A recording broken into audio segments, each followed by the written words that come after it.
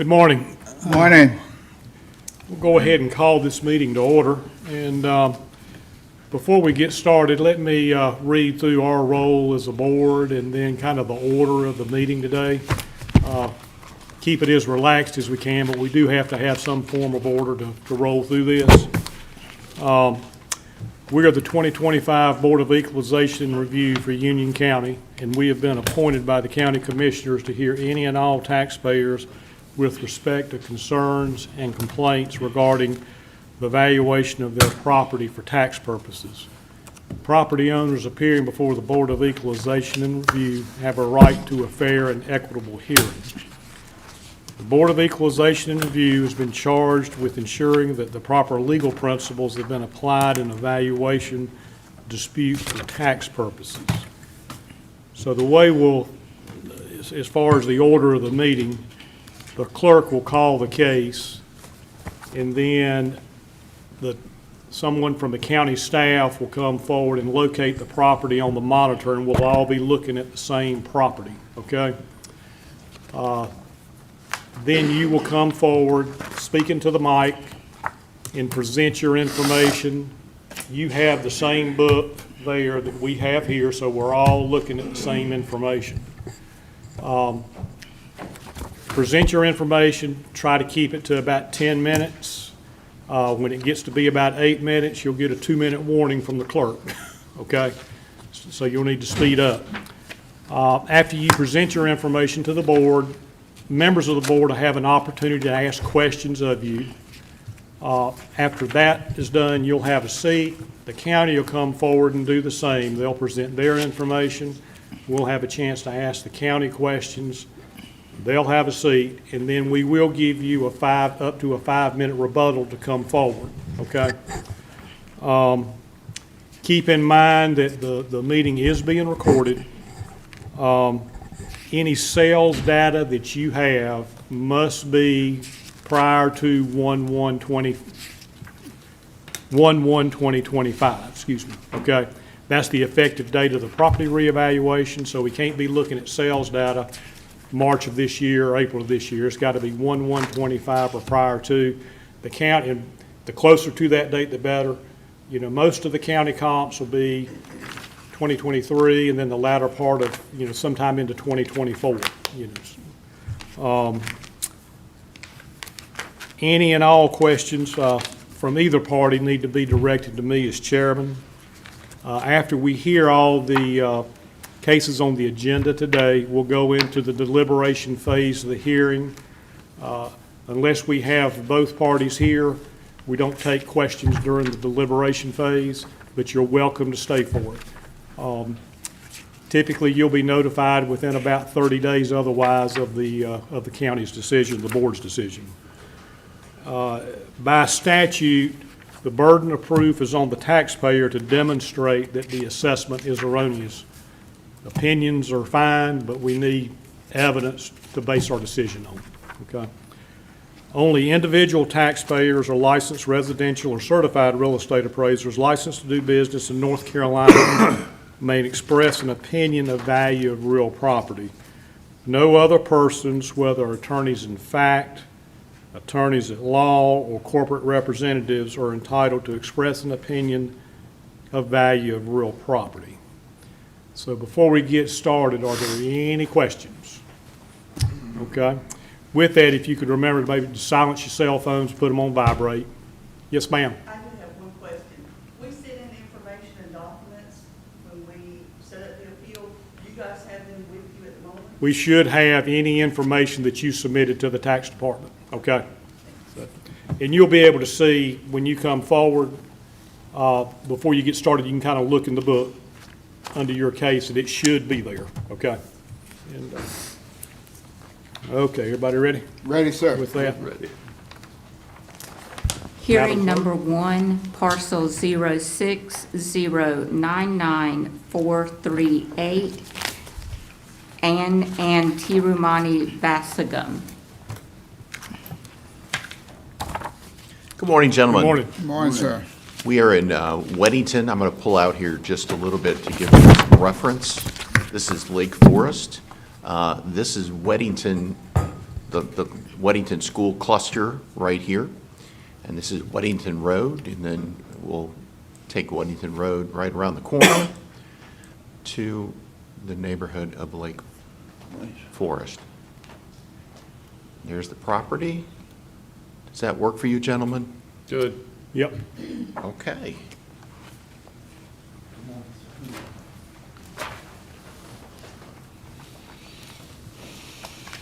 Good morning, Commissioners. Good morning. Good morning.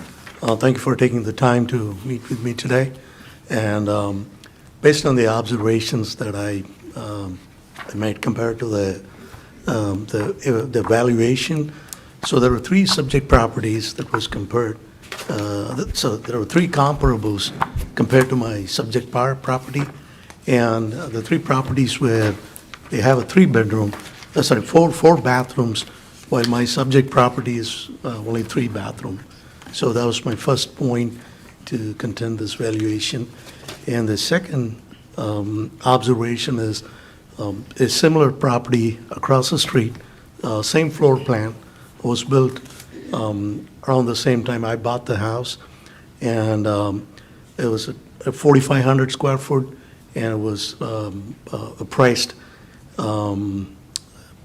less than the subject property. So those are my 2 points, sir. So Okay. Any other information? Okay. those. Let me see if members of the board have any questions of you. And your last name is pronounced? If you do it phonetically, it's called, you can pronounce it Thirumani Wasagam. Got you. Yes, yes. Okay. Mr. O'Keefe. Yes, is the subject property you brought up right at the end there across the street? Is that one of the comps? The one I'm contending with, sir. No, the one you were using as a comp. You were suggesting Yeah. there was a house across the street. Is that in our book?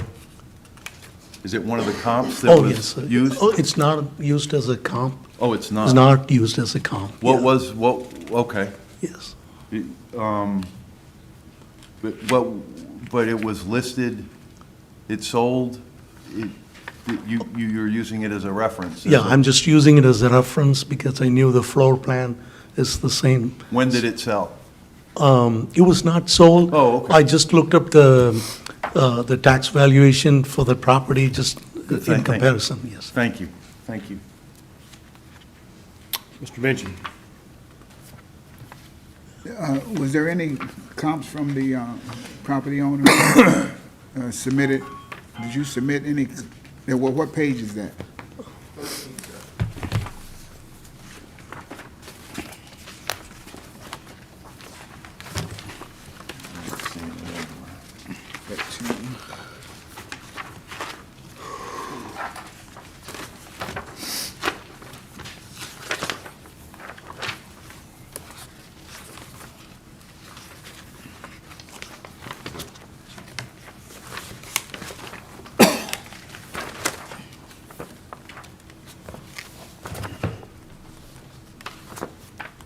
I think it's the homes.com. Yeah. That's the whole,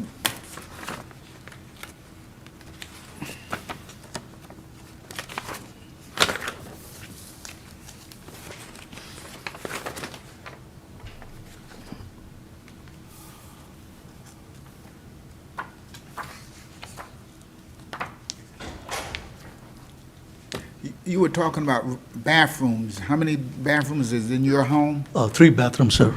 Three? Three, yeah. And you were declaring that the other homes had more bathrooms than yours? That's correct. The comparables have four bathrooms each, yeah. Thank you, that's it, Mr. Chairman. Okay. Mr. Ashcraft. Yes. When did you acquire your property? 2015 December, sir. 2015. Okay. 2015. And what did you pay for it then? It's around $600,000. And have you had any appraisals done on your house recently? I did when I added a three-season porch. I was like back in 2020. When I added we went through an evaluation. Okay. On these comps we've got here from homes.com, the first one that I see is, has 5 bathrooms, 7 bedrooms, and it's 7 Fine. bedrooms. And it's 6,130 square feet, and yours is what, 48 something? What'd you- 4,512. Okay. And where is this property located, 609 Maple Valley Court? Is that in your neighborhood? In the same neighborhood, sir. Same neighborhood? All right. I don't have any questions. And then, you are aware, I mean, it looks like your opinion of value is the 903, 952, correct? That's correct, yeah. And you're aware that the county, their current value is $1,035,035, Yes, not sir. $1,070,000. Yes, sir. Okay, okay. And anybody have any further questions? Okay, Mr. yeah, go ahead. When you finish, sir. Yeah, I'm done.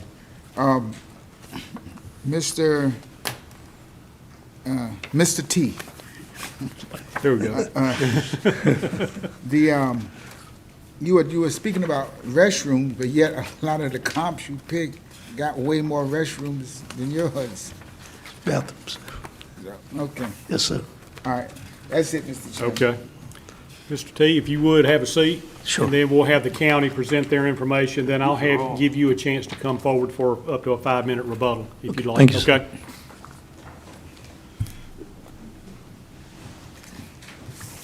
Good morning. Good morning, sir.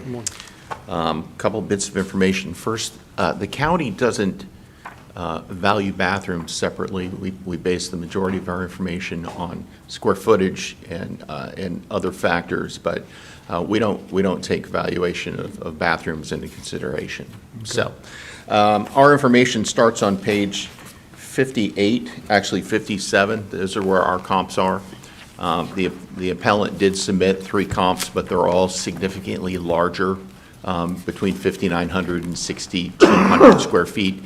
The county has him listed at 4,612 square footage.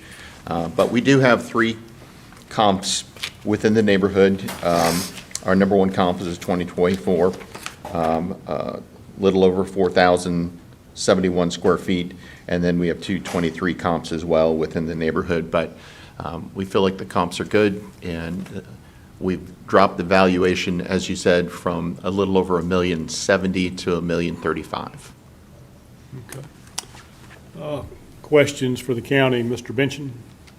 No, I'm good with the bathroom. Okay. Mr. O'Keefe? No, I'm good, thanks. Okay. Mr. Ashcraft? All right, so your comps that y'all provided is based on roughly, they're about 4,200 square feet, and Yes, sir. the subject's 4,600, instead of picking a, I don't know, 6,200 square foot, that's a big house. Yes, sir. We tried to stay close. That makes sense.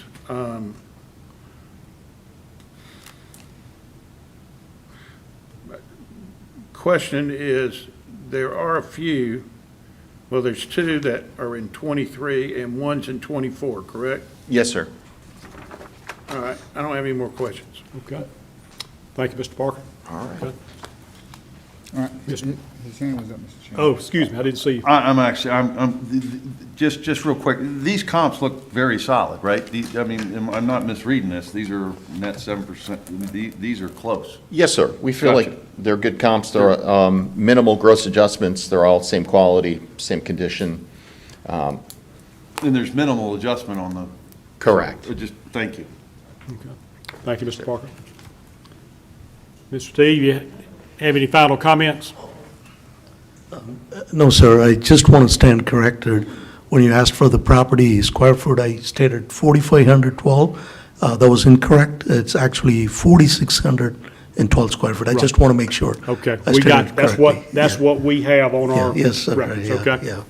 Well, thank you very much. And as I said before, we'll after we hear all the cases today, we'll go into the deliberation phase, and you're welcome to stay if you like, but you're free to go as well, whichever you choose to do. Thank you. Okay? Thank you.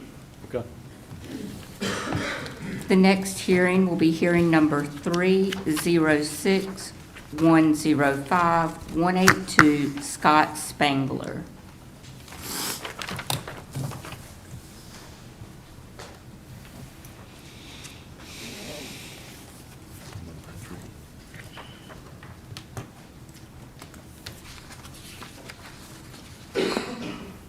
Good morning. Good morning. Morning. Ms. Steen. This property is located off of Newtown Road. It's off of Cuthbertson, turn off of Newtown, go on to Cuthbertson. This is the middle high school here, Cuthbertson Middle High School. And this is the courtyards at Wesley Chapel. This is a 55 or older community.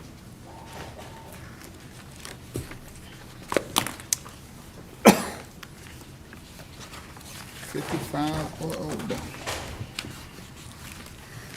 Everybody good on location? I am. Okay. Is the board good? Good. Okay. Good morning, Mr. Spangler. Good morning. There's the mic. So you have the same paperwork that, Yeah, make sure you're under tab 3 in the book. They probably turned it there for you. And I think kind of where we'll be starting, your information should be on page 15. You see the red numbers in the book? 15? Oh, perfect. Is that you? That's me. Okay. Okay, I started off by doing my own assessment of the houses in the neighborhood and found that for comparable size houses, everything was running around $245.50. So that's dollars per square foot. Then I received the grid estimates from Union County, which showed the four units that were chosen by the county, and the price per square foot is $247.06. So I found it was pretty close to what I did. So for future, let's just use the county's assessment of $247.06 per square foot. The next thing I looked at was the square footage of the actual house. So from Zillow, it turns out to be 2,468 square feet. I know Zillow isn't the exact governing body of the of the county, so but I do believe it's built on public records. So then I also looked at the builder's design of the unit itself. It came out to 2,461 square feet. So basically, very close to the Zillow number, and the Buildo and Zillow. So within less than 1%, the square footage that was given by Union County was 2,550. I'm not sure where that number came from. So I actually had people come out. Who was it? Ryan Rose. He came out and they measured the upstairs only in the house. And Is this the county? This is the county, Okay. yes. Okay. And they came back with a revised square footage, which I have paper. I had 3 copies of papers that I submitted because it wasn't, I had to submit this before they actually remeasured the upper part of the house. Okay. It came back in at 2,519. And again, I want to point out that only the upstairs was remeasured, not the downstairs. So if you look at the slide, the kind of the summary slide, if I take the 247.06, which is the Union County grid estimate average of the 4 houses they gave, and I multiply it by the square footage that is from Epcon, the builder, Zillow, and the revised Union County, it comes in at anywhere between 608,000 to the revised Union County of 622,000. The assessment value originally was at 647.6. Okay, and it looks like the county's currently at 643,700, correct? That's what I see Yep. here. The original letter I got was 647, but. Yeah, that was the notice value, and it looks like they've made an adjustment. Should have sent you some correspondence, where the current value is 643,700. Okay. Okay, Understood. okay, and we'll have the county clarify that when they come up. Sure. Okay, so, but I think we all understand where you're coming from there. I mean, so- I'm just using the math, multiplying the average square foot price times. When you had it measured, yeah, okay. And I still wonder how Union County came to the 2550 original square footage and then revised it to 2519 when the other data that's out there is right in that 24,660 level. So that's why I have on the right-hand side there, that reasonable assessment value should be anywhere between 608 and 622. Okay. Let me see if members of the board have some questions for you, Sure. Mr. Spangler. Mr. O'Keefe? Just so I understand, it's coming down to square footage. I'm an engineer. Yeah, I look at math. I just want to make sure I'm not missing something. So No. it's basically, it's math. All the Square houses in footage. this 55 and over, they're pretty cookie cutter. I mean, Yeah. there's nothing. No, but I mean, I just wanted to make sure I wasn't, there was no other Engineer issue. by trade, sorry. I got you. No, thank you very much. I appreciate it. That's it for me. Mr. Benson? No question, Mr. Chairman, Ashcraft? Yes. at this time. You said you have an engineering degree? Yeah. Good. Did you measure it yourself then? I did not. You didn't? There's so many different angles that when I looked at, And I'm glad you said that, because that was where I was coming from. You know, the fact that you can have three different things in three different square.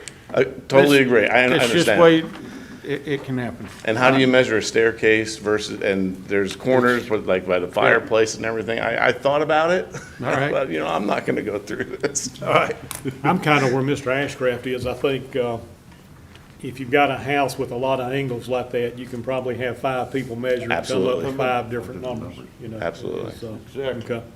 So, okay, if you don't That's it. mind, have a seat, and we'll have the Sure. county present their information. I'll give you a chance for a rebuttal Mr. after they, Chairman. excuse me. For Mr. Spangler, right? So give me your final square footage number again, that you feel.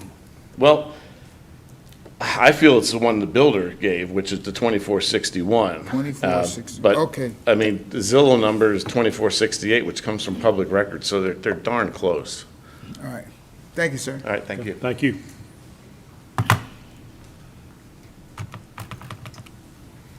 So I know this is coming to square footage. Just so you're aware, Yeah. if you've ever worked for builders, which I have, Right.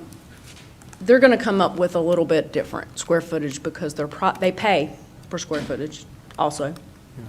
So they're probably doing interior dimensions. Some of the plans do interior dimensions. Some of the plans don't include staircases, things like that. So just to give you an example, we don't go by Zillow. Even with the MLS service, we're going to go out and physically measure each of these houses, which I did. The building permit, 2616 from the builder, okay? The building plans, 2550-ish, around that. So you're going to get, it's going to be different. You're going to get different appraisers. If you look at these houses on the property record cards, the angles are extreme, to your point. So you're probably not going to come up with the same. And after drywall, it gets even harder, right? So our team went out, they did remeasure. We have some new folks. Okay. And it was 31 square feet different when they measured it. We would have not normally changed that because it's well within the range. So if it boils down to square footage, there's that. The comps that we have obviously are very comparable to the neighborhood. To his point, it is very cookie cutter. So the comps, you're going to see that 1% difference. They're going to be very, very close. I think we did reduce it to the 643.7 just because of the square footage. And we would normally have not changed that, but we had already sent that out, so we're standing by it. That's really all I have if this is about square footage. I did run all of his comparable sales with our comparable sales. We're still at 287 per square foot if you include all the sales that we had. You see the equity statement that I did. I think his is on 16 and 17. I did not include from his comps the sales that occurred after 1/1 of '25. There was 2 of those, which I did not include. But other than that, I ran, our sales data is on page 37. That's what I was It looking- shows the median square footage there and where his price per square foot is. 36 is the equity where he falls within the neighborhood, just to show that he's in line there. So we feel really good about our comps. I wouldn't expect anything different in that neighborhood. The percentages are very, very close for the adjustments made. Thank you, Ms. Chastain. Sure. Questions, Mr. Ashcraft? You said, what was the county's value per square foot based on those comps?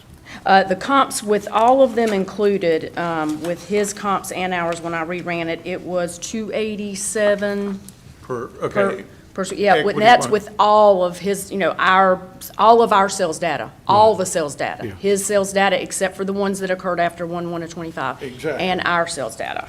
okay, and Yeah, then I that's reran the that. value that you put per square foot? He's cheaper than that. He's 255.54 per square foot. Okay. I don't have any questions. Okay. Mr. Benson? I'm still doing some math, Mr. Okay, Chairman. Mr. O'Keefe? I'll come back I'm to you. good, thanks, I got it. Okay.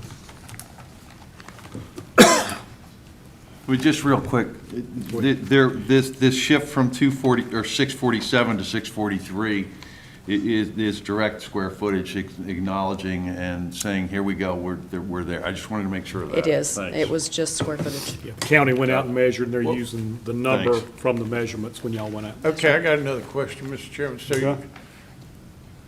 So the calculation on his sheet that he gave us was 247. He's basing it on 247. He Okay? is, And I'm asking, what's the county's value on the property per square foot? What, 56, I don't know what it is. the price per square foot that we currently have him Have. at is 255.54. Okay, versus 247, what he gives. That's correct. And No he is, his sales, I did pull all the sales data from MLS, and I pulled all the plans. And the square footage from Zillow was not correct on some of them. So I corrected the square footages and listed what it should be, and it came up to 287.51, even when I redid that. All right. Even when I checked that. Thank you. Okay. Mr. Chairman? Mr. Oh, Benson? go ahead. Just to make, and that 287.51 is not the number you're using anywhere, it's just a reference point. It was Got it was just me verifying what he had submitted and going back and checking to make sure Thank that you. we were in line. Thank Yes. you. Mr. Benson? I finally have a question, Mr. Chairman. My Jeff Road Bodine ciphering is complete. So we're basically dealing with 58 square feet here, is the dispute. According to the homeowner, yes, Yeah. I'm assuming now, he didn't, I measured these. Actually, Brad and I measured these houses together in the courtyards. We started, usually when we go into a neighborhood where there's going to be consistent plans, me personally, I will measure several of those, and then that forms the basis. So if I have a portico B, I'm going to make sure the portico Bs fall in line with each other. They have some variances. Some may have a little bit of different porches and different, and of course, that would change, but the base plan would be the same. That's why you're seeing, probably in some of these, you'll see some of the same square feet, repeat. You'll see the same numbers come up over and over. That's why. We try to stay consistent. Okay. All right, thank you. Sure. Yeah. Thank you, Ms. Chastain. Mr. Spangler, any final comments you'd like to make?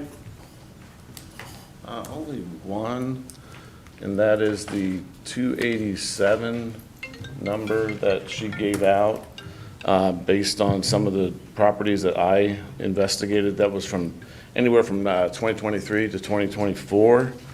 And those were all the houses that were sold in this neighborhood. There's a huge variance between houses that are under 2,000 square foot, which means it's a single floor, as compared to the houses over 2,000 square foot, and that could be found on my page 16.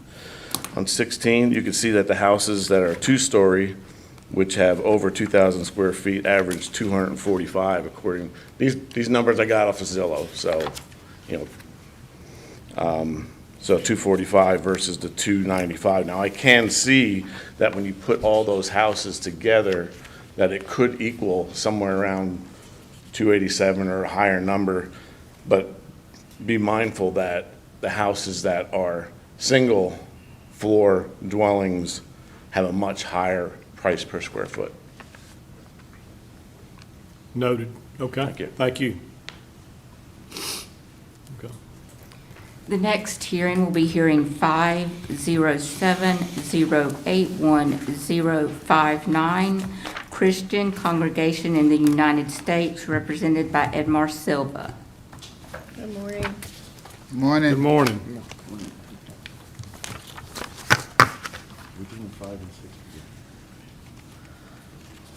This first parcel is located off of Fairview, Indian Trail Fairview Road. Let me back out. Here's the Indian Trail Fairview Road, and this is Highway 74. So if you come up Indian Trail Fairview Road, this is the neighborhood here we're going to be talking about in the next two hearings. And this is the parcel. It's a vacant land parcel. Can you go way out again? Okay. I see where some, So this is Indian Trail Fairview Road. go out one more. One more. And this is Highway 74. Got it.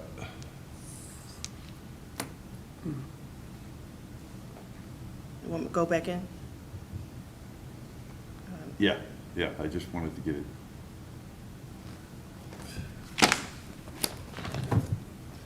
Okay. This community is called Rosemary Park. Rosemary Farm or Park? Park. It'll be right down from First Baptist Church of Indian Trail on the right. Yeah, okay. I believe we're good. Everybody good? Good, sir. Okay. Good. Thank you, Ms. Wiggins. Okay. Okay. And who do we have speaking on? Okay. Good morning. I'm going to follow the script that I share with you, if you don't mind. Okay. My name is Edmir Silva. I'm a volunteer at this small religious community, the Christian Congregation in the United States. We serve in a voluntary base and operate with very little limited resources. We are here today regarding those parcels ending 59 and 87, even though we own 89 as well. In Rosemary Park, Indian Trail.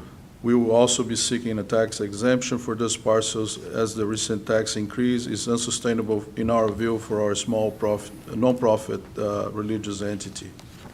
North Carolina law, specifically NCGS 105-203, requires that the property be assessed at its true value in money, that is, the price a willing buyer and seller would agree upon, neither under compulsion, and both reasonably informed as of January 1, 2025. The county's value is presumed correct, but it is our intention to show that the assessment substantially exceeds market value. We will do so with facts and evidence today. The subject area is defined starting west with Woodlawn Lane, gravel road, south with Woodhaven Lane, gravel road, East Brown Lane, wood culvert, and North Paula Lane, wood culvert.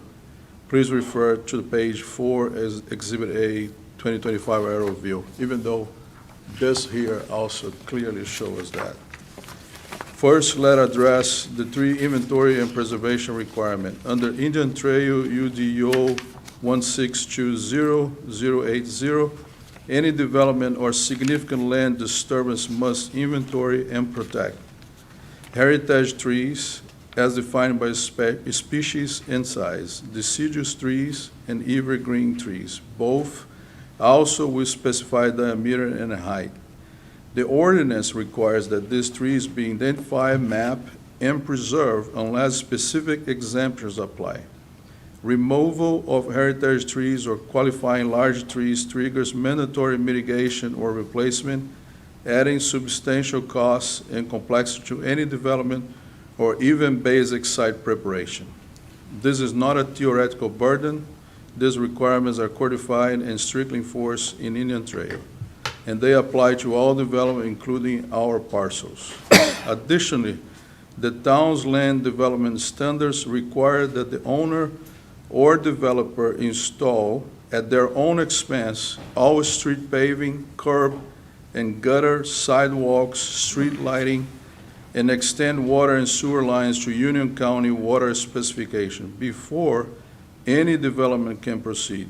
These infrastructure requirements are not subsidized by the town or county and must be completed or bonded before any plat approval or construction. Refer to Exhibit C for details. The combined effect of these requirements on an underdeveloped area, tree inventory and preservation, infrastructure installation, and utility extensions create a development environment where the costs and risks are so high that no prudent, informed buyer would pay the current assessed value for these lots. Refer to Exhibit D and E to show significant price reduction on lots and market value loss. I also want to say that these comments do not include other ordinary build standards required by the city, which very much need to exist and will keep already developed areas in line with the city vision. However, there are a high standard and establish a higher cost to the owner in this area to develop. For equalization, I want to highlight that the previous year's tax bill for these parcels was $201.99. This figure and lower tax bills the year before reflects what the county itself considers a fair and reasonable value under similar market and regulatory conditions. There have been no material change to the lots or the surroundings of the subject area that would justify the dramatic increase from $31,600 to $85,000 per parcel. We respectfully submit that the previous year's tax value is a reasonable and objective benchmark for equalization and should be used as the maximum true market value for these parcels. Turning to market value, we have included in our exhibits evidence from Zillow website. As of today, there are no homes for sales in the subject area. Only 3 vacant lots are listed nearby, outside the subject area, and even those have shown clear price reduction and have been taken off the market after failing to sell. This demonstrates a lack of demand and a depressed market for lots in this area, further supporting our position that the current assessment is far above what an informed and willing buyer would pay. Based on the legal standards and the extraordinary regulatory and infrastructure burdens, the lack of market demand, and the county's own prior valuation, we respectfully request that the board reduce the assessment value of parcels ending at 59 and 87 to a nominal or material reduced value, with the previous year's tax value of $201.99 as the maximum true value, market value for each parcel. In closing, thank you for your time and consideration. As a volunteer for this small religious community, I want to reiterate that we will also be seeking a tax exemption for these parcels as allowed under North Carolina law for nonprofit religious organizations, and that we want to develop these parcels as soon as we can overcome the cost burden to do so. We are happy to provide any additional documentation or answer any question about the regulatory burdens, market evidence, or our exemption request. Thank you. Okay. Is it Mr. Silva? Yes. Okay. If you don't mind, I appreciate that information. Let me see if members of the board have any questions. Mr. Benchen, any? Thank you, Mr. Chairman. Mr. Silva, would you not agree that from year to year, the market changes? Sorry, say that again. Would you not agree that from year to year, the market and the value of various properties can change? Not only agree, but there's evidence that it has changed, yes. Okay. The only question that I raise here is that you see, and we've been seeing here, that all the areas are developed. And as the map went out zooming here, you saw that all the surrounding areas are developed. In this case, there are 2 blocks there, specifically the one that I call the subject area, and then the one beside that it has not developed. And that's the challenge we are having. All right, thank you. That's it for right now. Okay. Mr. Chairman. Mr. Ashcraft? Yes, on this property, we'll say 59. Then the other one's 87, Right, yeah. but then you said you're not asking about 89. What's the value on 89? I think the county said it 100? 100. So the county decreased the tax value from 200 to 100 on that one lot. There you go. See, that's good information right there. So you're saying that the county has a value on this 089 for $100? Is that correct? Yes. Okay. That speaks volumes to me. Okay. Let me ask you this. Is there water and sewer out there? No. So does the land perk? We have done back in, if I'm not mistaken, 2015, even though we own after 18, that there are perk areas in both 3 lots. But, So it all does perk in all lots? right, but I gotta verify this with recent testing. Okay. By the way, the whole conversation here is we're trying to develop. So we have talked to the city, have made plans, want to put a building there, Yeah. want to use all 3 lots, but it's just the barrier cost to be able to do this development is just getting higher and higher. It does get higher and higher. I don't have more Which we agree and are happy with the vision of the city. We're not against that. It's just, we want some kind of a way to get there and not be able to do this in one time. Okay. Now, do you own 057 as well? No, Okay, so you own the 3? Yeah, it's like okay. a L shape, Right, right? okay. Mr. O'Keefe? No questions now, I want Okay. to hear from the county. Okay, if you don't mind, Mr. Silva, if you would have a seat, and we'll have the county present their information, then I'll give you a chance to respond, okay?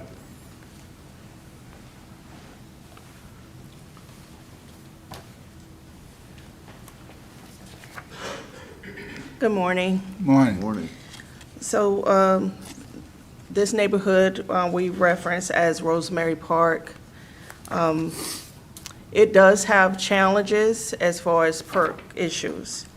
I did, that handout sheet that I gave about the sales, it's the green and yellow form, kind of explains how we handled that neighborhood.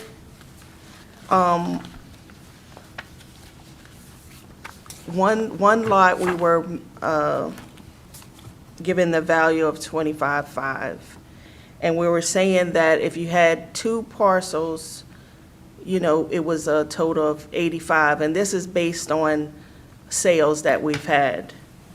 We're saying that in order for the land to perk in there, you have to have at least 2 lots. And the subject has 2 lots. It says 1 parcel, but it's It was actually combined and it's a 2-lot parcel, which gave him the 85,000.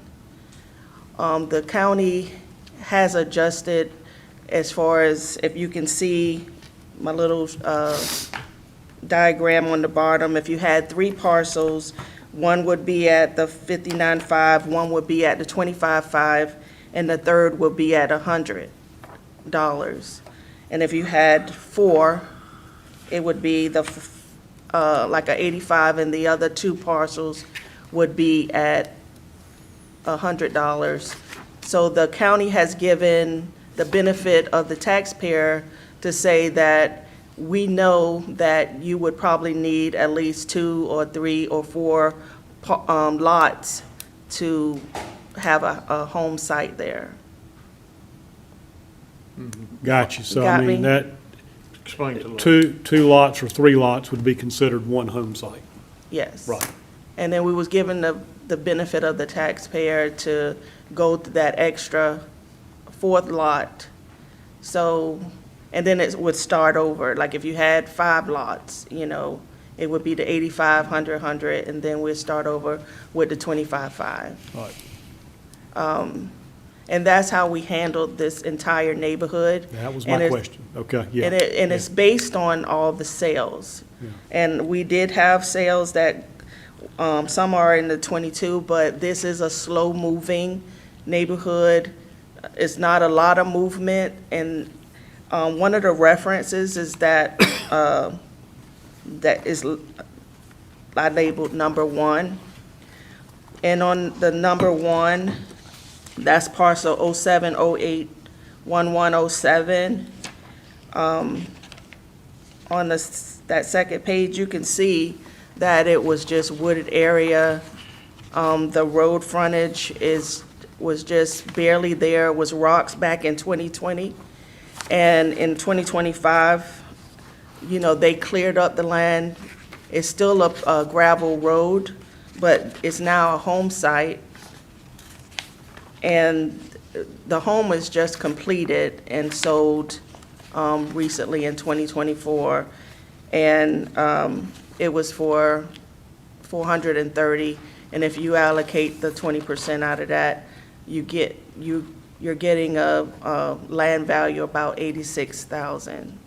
And this particular lot has, this parcel has three lots. So it kind of confirms that we are on the right track as far as the way we're labeling the lots and the price per lot. And on the other page, on the parcel 07081215, it's also a home site that was, this one has road frontage, but you have to go in there and clear it out to have put the home in there, and you can see in 2025, there is a home there. You kind of, in this neighborhood, you kind of have to look at it as a rural type land, where you have to go in there and clear out the land and get your sewer and get some electricity. So that was one of the arguments that Mr. Silva had, that you had to come with all this upfront cost to build there, but that's just what you decided to do. And like I said, we kind of have to look at it as like rural land. So this, if you look, the sales are there. We have one lot that was 15, another lot that was 25, another lot that was 29. So the sales are there, and I feel like the way the county is computing each lot is a fair and accurate assessment of what's going on in the community. Just a little different than most as far as developments go Yes, because of and the uniqueness of it. Yeah, Yes, yeah. and the county has taken, But it's been taken- consistent within the neighborhood. yes, Yeah. and we have taken everything in consideration and given it the benefit of the taxpayer, that some of the lots are valued at the 100,000, and that's why his third parcel is valued at the 100. At the $100, right, yeah, okay. I know he was talking about the application to do things, but I mean, you have to, it's vacant land, the church, you Gotta have have to be activities. using it for church purposes. Right, He did state about a new ordinance that just came in July of this year. But I couldn't confirm or deny that has actually taken place. But I think once we take a look at it, it will probably go on for next billing year. right, right. That would be just really a whole separate matter, but, definitely something for him to look into, but I know the county's got to research it to make sure it qualifies at the same time. Yes. Let me see if there's questions, Ms. Wiggins of the board, Mr. Benson?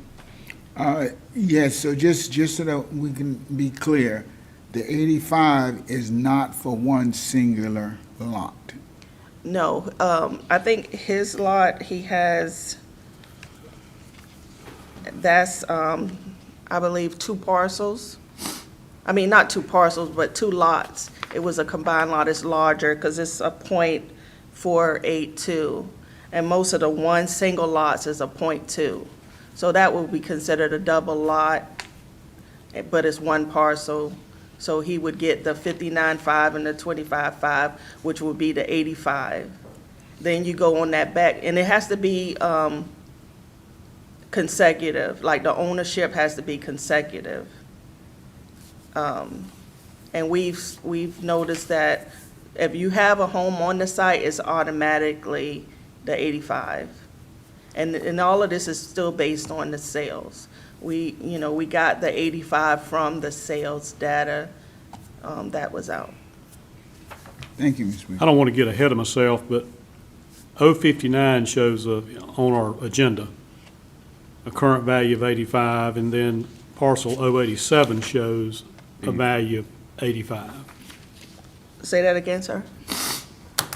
What I'm looking at on our agenda, the current value of parcel 059 shows 85,000, Yes. and then 087, which is hearing number 6, the next one, shows a value of 87. Yes, it's a double Okay. lot. Okay, also. okay, So it's like a okay. continuation. Okay, I got you, I Yeah. got you, I got you. Well, consecutive in that area, like the back, the 087, that will be 2 lots, which would be the 85, and then the next parcel, the one that's 100, that will be 4 lots, so he has a consecutive 4 lot.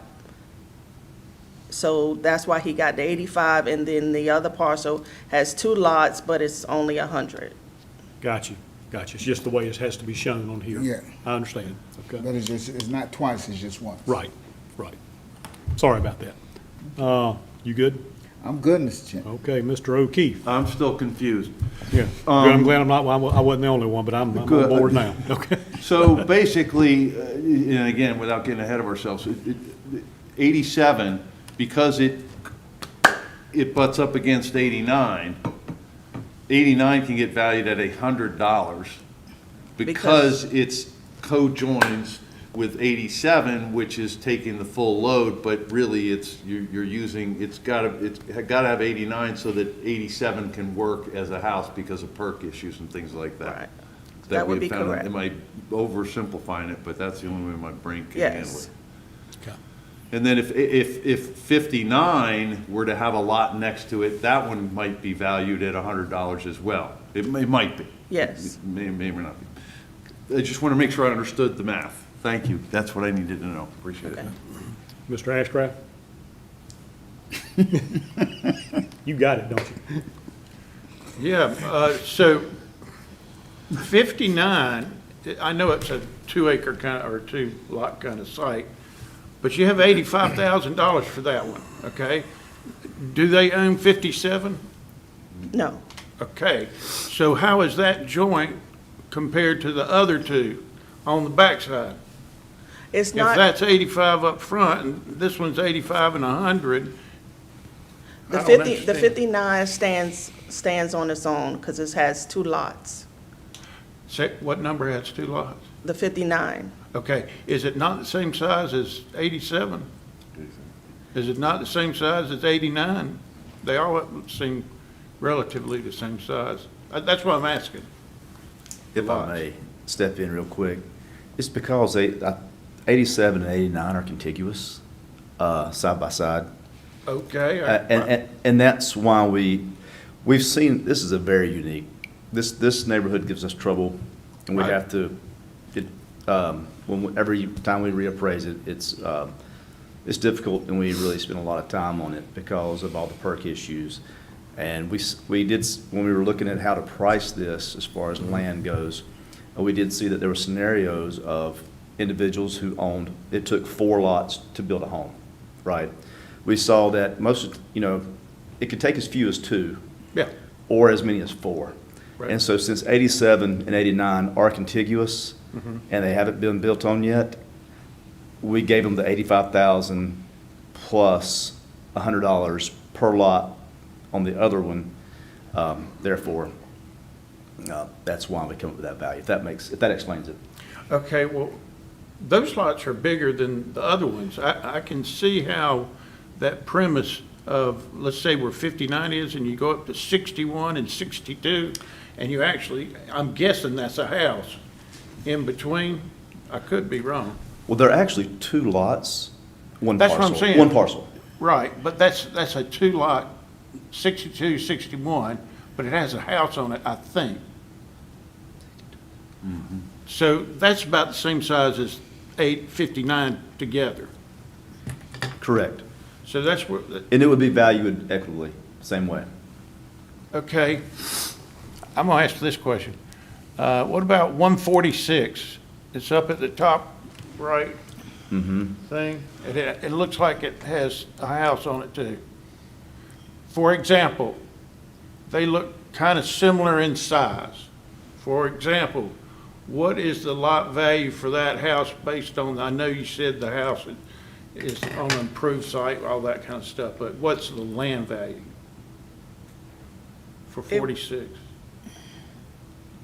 We'd need to go look it up. We'd have to come back to that. Okay. and get with you. But all Is it things close being, to 85? it would be, so you see, just to the north of it, 144. Could you pan that down real quick, Latasha, please? No, just pull it down where it's Okay. to the south. There you go. It looks as if the 144 is side yard for the 146, so you would assume that there's actually the 146, Yep. there's 2 lots that have been combined. Yep. And then you got the third lot, 144. Yep. So we would have the 85,000 on the 146 and $100 on the 144. Okay, Same as we're doing here. okay. And then it could And be, because 59's not having one beside it, you just lay 85 on that one. Correct. It's not contiguous. Okay. Yes, sir. just think like when Mr. Ashcraft pointed to the one beside it, 061 and 062, for all we know, that property owner may own 1 or 2 of those behind him, Oh, definitely could. 85 or 84. They could. Right, okay. Interesting. You good? You sure? Okay, I'm good. I don't have any questions. okay. We good here? Mr. O'Keefe? Just to clarify, just to make sure I understand how this works, in order to get the $100 deal, you've got to already own 1 or 2 lots contingent to that lot. That's correct. And really, that makes this make sense. It's not so much, the $100 in 089 is only available because they own 087. Yeah, If they were to have another piece over an 059 contingent, they would get the $100 deal there as well.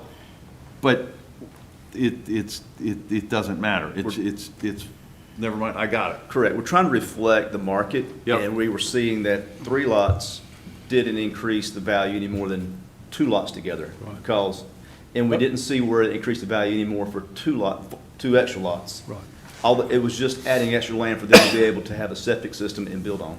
I got another Okay. question. Mr. Can I- Ashcraft, yep. Okay. The word lot would be the smaller lots. Correct. In my opinion.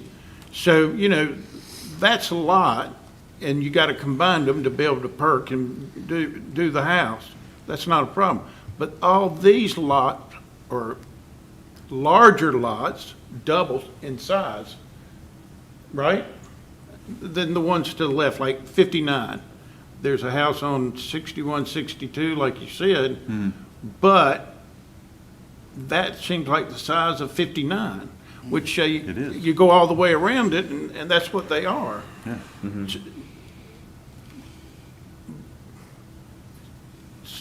And together, 62 and 61, I agree with you.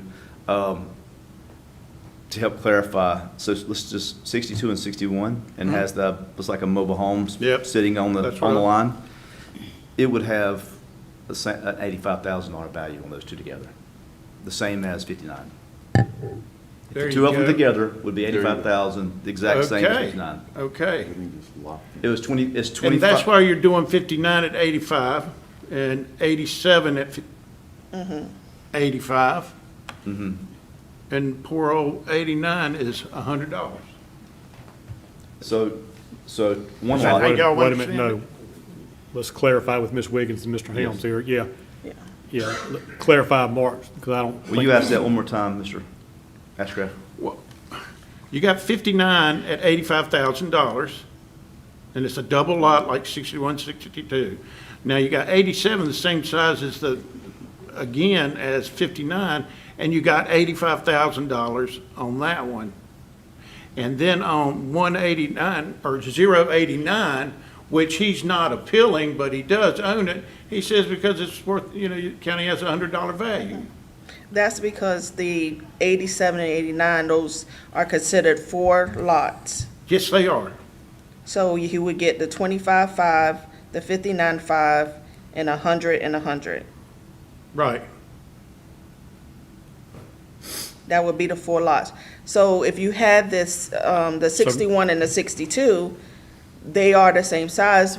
61, even though it's the house, they probably own both. I'm not sure, but if they own both, 61, the land value would probably be 25.5, and 62 would be 59.5, which would give you a total for 2 lots of the 85. Okay. So it wouldn't be, 61 wouldn't be 85, and 62 would be 85 because of the house site. It would just be that parcel, one lot would be the 25.5, and 62 would be, if they own it together, it would be the 59.5. Okay, but, okay, I understand what you just said about the 2 lots. But I don't see how, and looking at this map, unless 89, right, this lot number 89, that they're not appealing, has a perk, it does not perk, right? Then you have to acquire another parcel, okay? But he said, I believe, he said all 3 can perk, because look how big the lots are compared to the others out there. Am I mean, it should be able to perk, well, he said, that's what, I'm just saying, that's what it would say. And that's the information Now, that's if new you to told us, me, yes. right, if y'all are telling me number 89 doesn't perk, then I'm gonna say, well, yeah, it's gotta combine with somebody else to be worth, but, it's only $100 because you can't build on it. I don't know. Typically, the way I understood it, it takes 2 to 3 of those lots.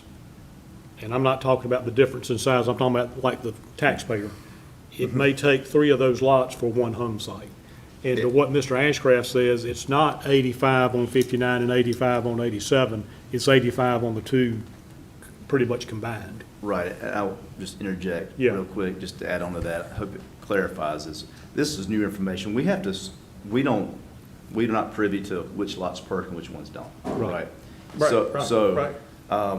We saw that some of the homes, it has required as many as 4 lots. Right. Right, to get a home on there, to have enough land together that would find a perkable site on the properties, on the lots. And, of course, they need to be contiguous for that to happen. And that's why we've come up with the methodology we did. On this particular, we try to err on the side of caution, which is the taxpayer's advantage, because this neighborhood's notorious for not perking. Right. And that's why. Yeah, I That's figured why that you can was- see the lots busted up, assimilated the way that they are. So if the taxpayer owned 87 and 89, and they didn't have a house on it, on both, if there's a house on 87 and 89, they would both be at 85,000 each. We would assume that it perked. Yeah. Does that make sense? Yeah. Okay. But now that it doesn't have a house on either one of them, we're going to default to worst-case scenario, that it's going to take 4 lots to build on to come up with the going rate for a buildable lot in that neighborhood, Right. which is 85. And we just put $100 on each of The the additional 2. Yes, sir. Right. Okay. If we had information, no, if there was a house in either one of them, we could assume that they would perk. Right. Yep. And I don't even want to get into this, but Yeah. do y'all understand this? Well, that helped, what helped me is when Ms. Wiggins Uh-huh. kind of explained the breakdown on the, like, the bottom left side, the 59.5, the 25.5, kind of how they come Yes, up with that, that I understand that. on a 1 lot, 2 lot, 3 lot, 4 lot scenario. Yeah. And those numbers are all beside each other in this map. Okay, I know this is terrible. 138, 107, 067. I mean, I don't see that, are they together up here on this map? Do y'all see it anywhere? Which numbers are you talking? Well, these are the The numbers. parcel numbers, I think is what. Parcel numbers, yeah, on the map, comparing it, and are they combined?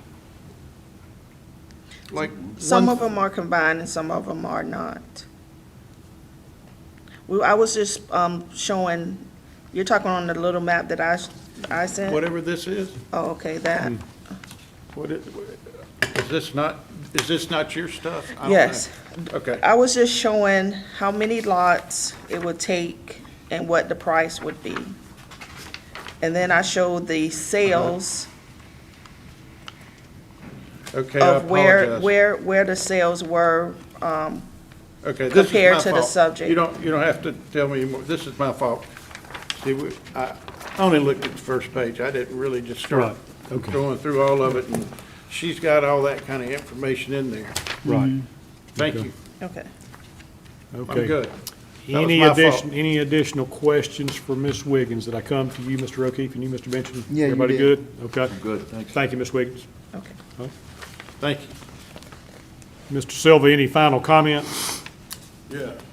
Just want to thank you, Mr. Bent, for the earlier question on the market value, Ms. Wiggins for the presentation, Ms. Ashcraft for the question about where the lots are. So I hope I made the case that, this subject area is this rectangle where we are, which are not developed, unfortunately, and we want to develop.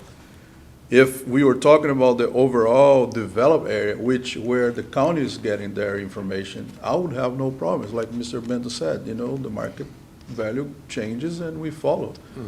So I guess my larger than the tax conversation is like how I develop that area. And that's where, because, one valuation was here at the very edge, another valuation was here, close to the big avenue, and another was here. So like all outside this underdeveloped area. The other point I'll mention about the county argument is clearly on the 2 pictures that Mrs. Wiggins graciously shared with us, you can see that, there is very little tree inventory there. It's pretty much gone. And that's not what we've been asked. So again, our challenge is trying to develop. The last thing I'll mention is between that lot 59 and 87, that line there, clear line, there is an easement there that we also have to deal with. So again, it's just the development cost for that for us is really high. And I'm just asking your help. I know you only review is tax, so I had to start there, but I want to voice that. Thanks so much. You can tell we had a lot of questions there, so may just want to stay there. So Madam Clerk, we're ready to move to the next one. I don't know that we need to get into a lot of detail, but for purpose of the record, we'd like to call the next parcel number as well. The next hearing will be hearing 6, 081087 Christian Congregation of the United States, represented by Edmar Silva. Okay. And Mr. Silva, if you would come up, let me just ask you a question so we have it for the record. I got a question too. Yeah. Okay, and we've already covered everything, I Yeah, believe. we Okay, talked there's- about both, sorry, Right. yeah, we just kind of lumped Mr. all together. Ashcraft does have a question, though. All Okay. right. I noticed you said taxpayer opinion, you don't have a value, you didn't provide, but since you know that you have to combine these things, what is your opinion on parcel 87 and parcel 59? You just didn't have it written down in here, so that's why I'm asking. You know it's got to be worth something. It's not. You know, again, it's a question of where you're coming from, right? So like I think I said earlier, you know, I would have no problem with the value of 85,000 if we were developed, but we are not. So if we would assume that there is a special case here that needs to be development, I think the value needs to be on that 35, maybe up to like 50,000 range, not all the way to 85. Again, just to be able to allow the special classification. And then once it's developed, it's market value. Okay, I asked my question. Yeah. I thought I remembered him saying earlier, and correct me if I'm wrong, Mr. Silva, you felt like your opinion of value was the 2021 value, that there what I shouldn't thought. be any change in value. Right, and that's 35,000. It's just because there is a consistent, if you look at the tax record, there's a consistent valuation there.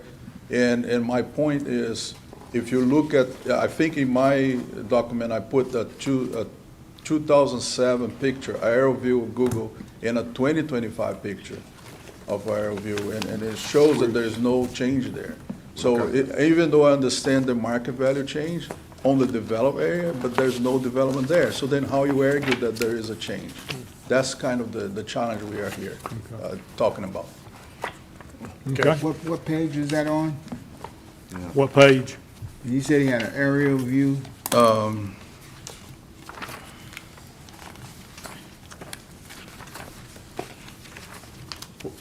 Is this your documentation that you gave us? Yes, I'm trying to see which I got it. exhibit. So I have aerial view here. It's a big book. There's one on page 9, I think, an aerial view. It's the road on page 16 and 17, sorry, not the aerial view. The aerial view only shows that there is no development there. So page 16 and 17, my document shows the 2007 versus 2025, no change on the That Woodlawn might be on Lane tab 5. Street. Oh, go back. Is that under what you're referencing? I think that's under the initial property that we heard. 16. And then my aerial view from Google is on page 4.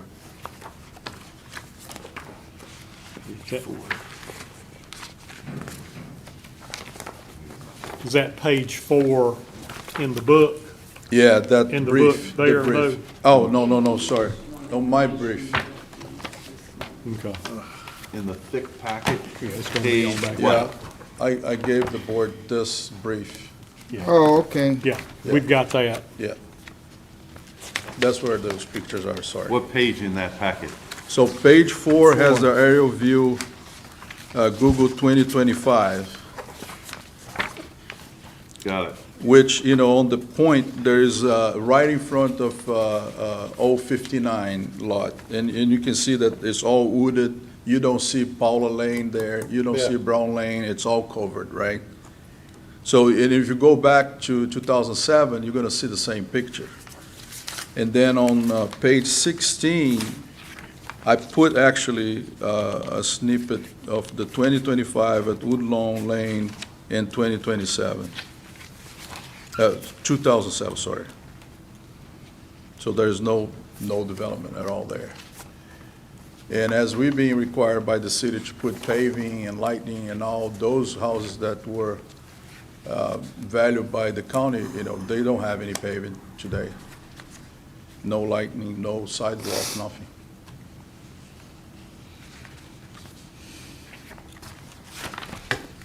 Okay, everybody Mr. good? Chairman, Mr. Silva, thank you very much. Thank you. Okay.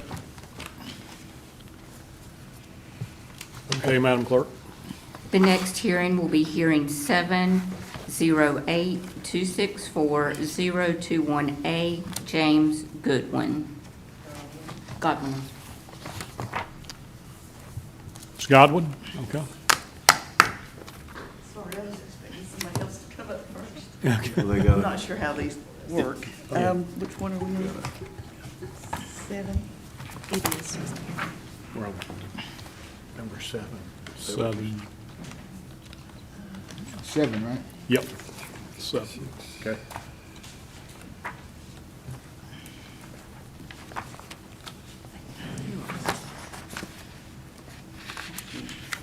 Okay. Ms. Godwin, let Ms. Wiggins maybe speak to the location of the property Oh, that's there. I'm what I was sorry. waiting on. No, Nobody moves. I called on you. I'm sorry. That is my fault. Okay.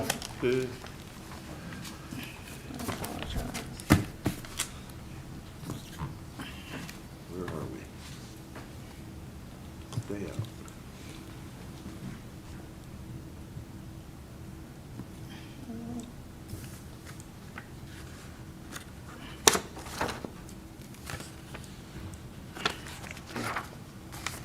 Trying to get a locator. Go way out.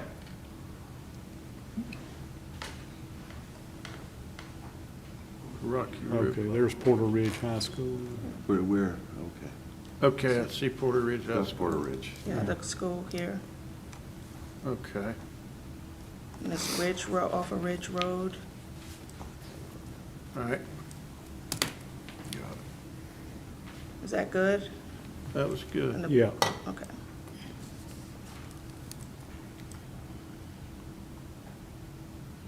Okay. Okay, Ms. Godwin, how are you? Good, how are you guys? Doing good. Good morning. Good morning. Really new at something like this, Just but take your time and relax. right. Okay. just a little history. This particular parcel is family land. It's been in the family for generations, many generations. The parcels around it were also family parcels. All these in here were originally parcels. The children of the parents here, which is what we own, sold off. They lived here many years, sold off, so now they're different lots sold to different people. Our particular parcel, which sits in the middle, is carrying the brunt of many problems. At this point, we're considered to be landlocked. Even though we're the original parcel, there are many limitations on what we can build, what can be put on there, because so many other people from the family have built around it.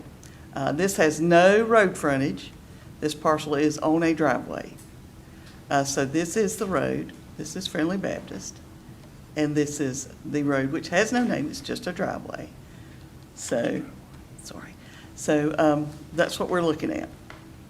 I may be on the wrong one. I think he said this was a driveway. Yeah. Okay, so that's what we're beginning with.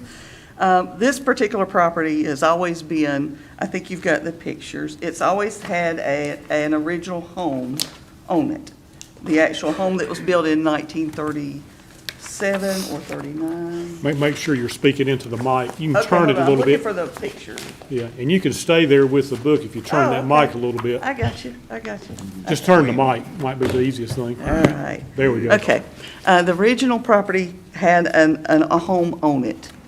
It was the original homestead. This property had very low tax value because even though it is on 3.95 acres, this particular parcel, that home was very old, so it was always a low property tax. We went from most years, I think the most current year besides this one, 2024 was 76. I think you've got 75 in the book, but it was 76,000 was the taxable value, or the taxes that we owed. The value. This, Yeah, the value. yeah, the value that, yes, sir. So now it is up to 171,000 in just 1 year, it's jumped. But what I'm here for today is not only is that we're in not a prime location because we are on a driveway. So I thought that the 76 was high before, but now as in 2023, there was a storm that damaged most of the home. I sent pictures, we did have to demolish the home. The home is no longer there. I sent pictures showing the process during the demolition of the home, what the land looks like now. There is no home there. We had thought that one of our sons would build on that property a new home. That's when we found out all the limitations. He cannot build on that site, so there's a lot of limitations. I mean, it's like a one-bedroom. He can only build in the 3.95 acres that we've got there. It's a problem because we can't really sell it for much because nobody can build maybe a one-bedroom home there, basically. So that's a problem. It has no road frontage. There's no domicile on the site now whatsoever. We've had surveys come out to confirm that. We've had the county come out when we were looking at building, my son building on the property, you know, what they saw, which I didn't get affidavits from them during this phase saying there was no home there, but they can attest to, there's no home there on the site at all now. It's completely gone. We were unable to put a home on the site. Yes, it perks, but we still got the original well and the original septic. We did have all that looked into when we were thinking of building another home on the site to replace it. But because we cannot build basically anything on 3.95 acres that's worth anything, we wanted to come in and appeal this because we're paying $171,000 out now for a property that, one, we can't put a house on, and two, it's just empty land. So we would like to keep the land in our because it's family. So we're going to keep the land, but we've got trees planted there now. We put some apple trees and things like that, but we're not going to be able to use it to put another domicile on, not for a family star now. So it's just, to us, it's worthless. It's just sitting there, landlocked. There's no value to it. So that's why we're appealing the price today. Okay, I understand. Yeah. Let me see if members of the board have any questions sir. for you. Yes. Mr. O'Keefe? Yes, I got a little confused. When you said that you had the existing structure, which had a well and septic, demolished, Yes, it's still got the well and the septic, correct. but you're telling us that it's only for a one-bedroom?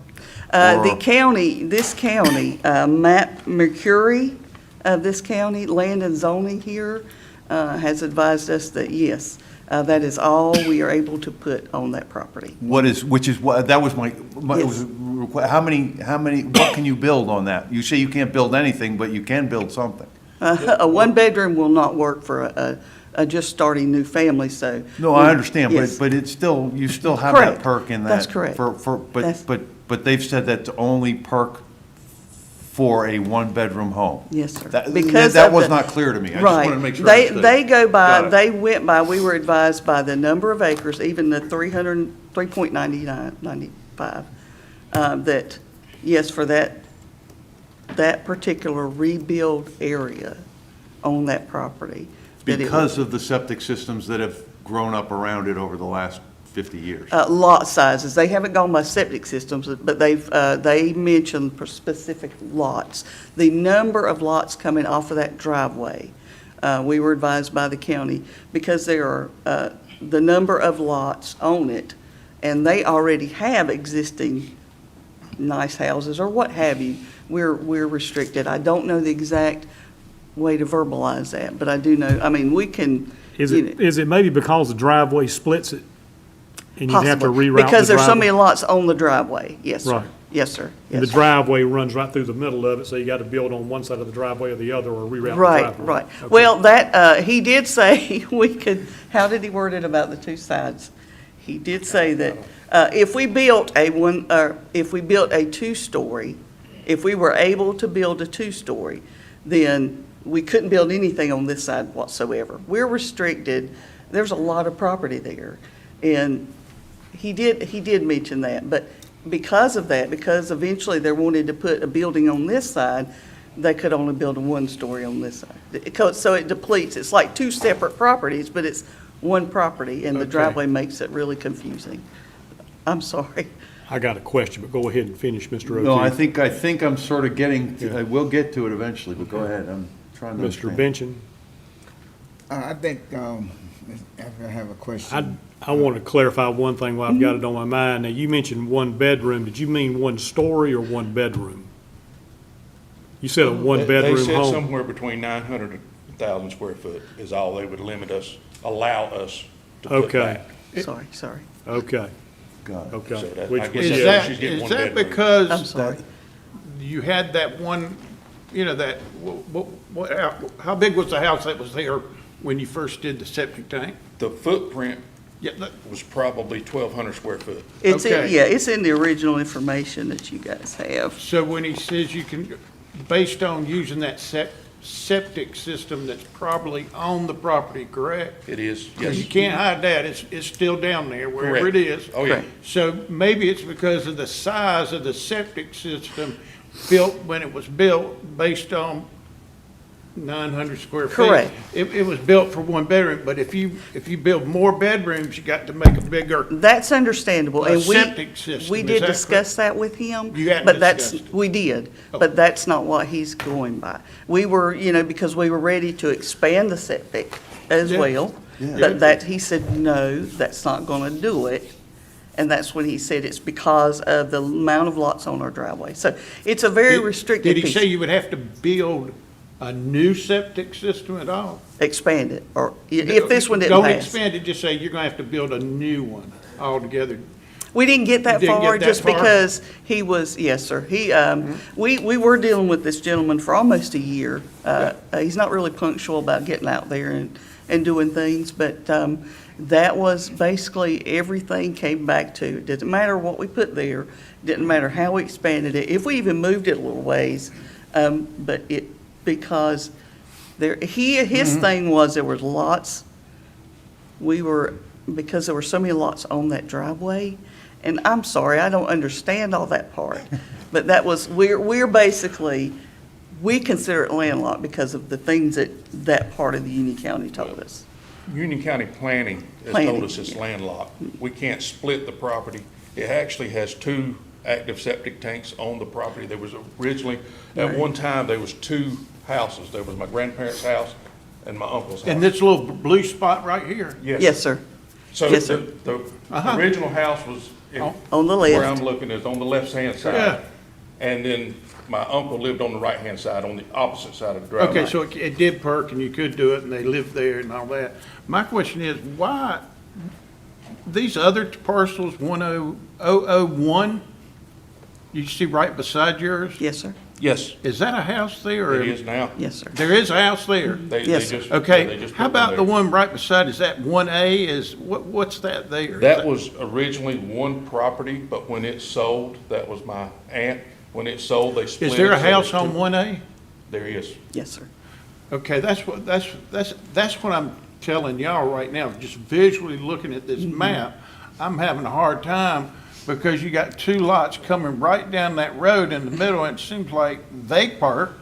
And it seems like to me, you just carry that little road and do whatever, and you ought to be able to put two more lots and build two houses there. It Right. just seems Right. like that, And like we're y'all con- just told right. me. We'll One continue. side of the house, one side here, Yes, yeah, sir. it used to work, well, it doesn't, Yes, and sir. everything blew up. And we'll continue when And the you could children cut finally this lot get up Pretty ready. good on the other side if you Yeah. really wanted to go Right. for it. But who's, 116, is that it? No. 21G, Go back. is that, Make it bigger. you know, a nice little circle driveway, is that a house there?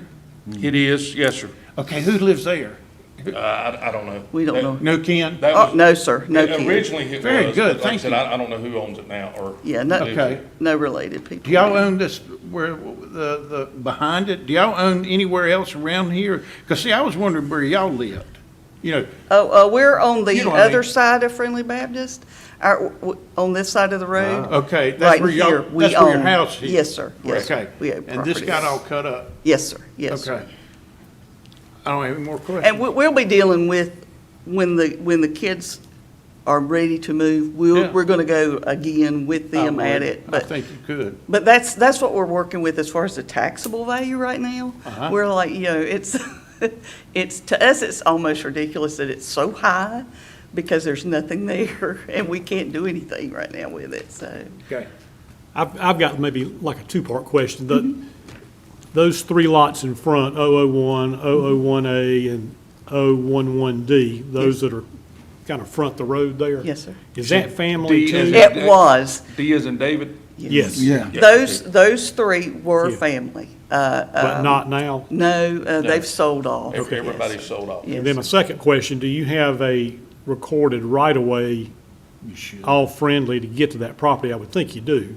I would too. I Or can't easement. answer- This was, like I said, this is my grandparent, that driveway, that's the original driveway that's been there, I guess, 1937. When the they business was owned, built. they did own D and A and the other one. Those were all originally owned together, so when the kids put them in, I mean, we had the original right to the road to begin with. Yeah, so that, yeah. You know, what you're saying, it looks like you do come off that road and you go straight up and it turns left and goes to that big circle, whatever it is, and the house up on the far left side. Yeah. See, Chicken that house. Like, that driveway might was have been the actually original. extended when my uncle and built there. Yeah. 'Cause they So built that driveway, the original driveway was actually extended out to them. Right. Or for them, rather. Yeah, that's Yeah, what I'm they saying. built a house right here, the uncle did, and those are his chicken houses, or were. Yeah. Were, yeah. See, So, yeah, that's Keeps when we- going back there too. Yes. I agree. Is it still an operating poultry farm now or not? I don't No, think so. It's no. not, okay. It is not. No, sir, they sold as well. And what you're looking at there, sorry, that's greenhouses. The Oh, poultry- they're- Poultry houses are a little further. Further back. back, that's sorry. what I thought, they'll be bigger than that. I'm There sorry. they are. Sorry, guys. Yeah, Yeah, that's. Greenhouse. They're not Sorry. operational anymore. okay.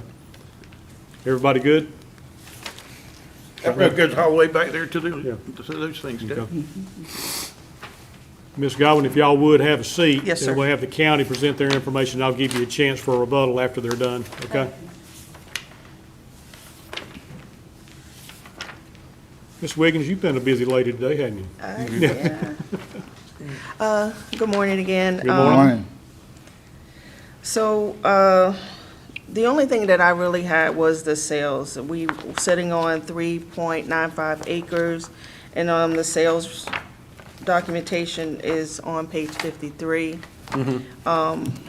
There are quite a few land sales in the area, and they're sitting right in the middle.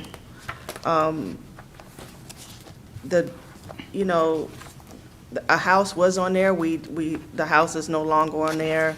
The 171 is just land value, and the sales, and that's how we came up with the 171, is because of the sales, the land sales in the area. We were not given any documentation from the county, stating that they cannot rebuild, or the limitations on the rebuilding. So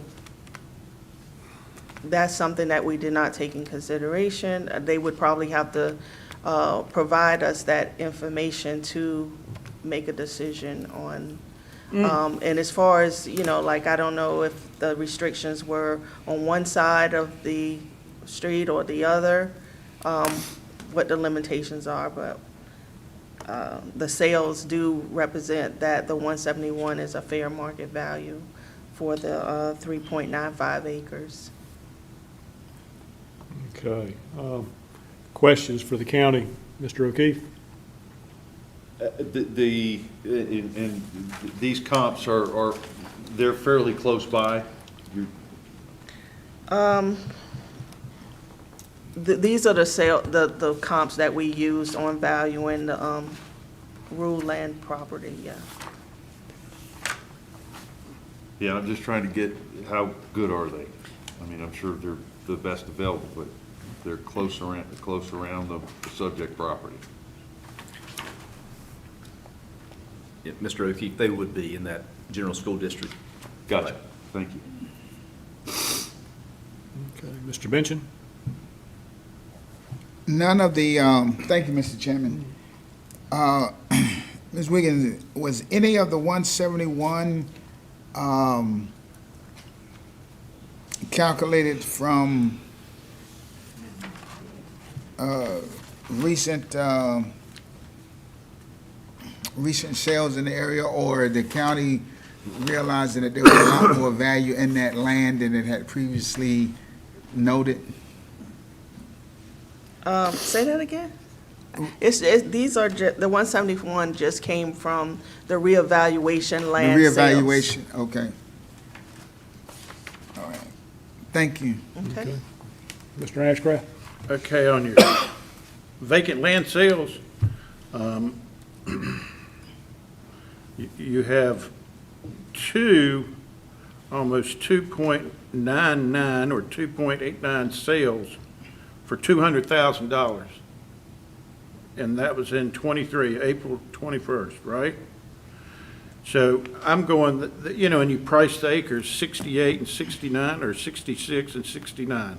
That's price per acre. The subject property has 3.95. So it just has one more acre, right?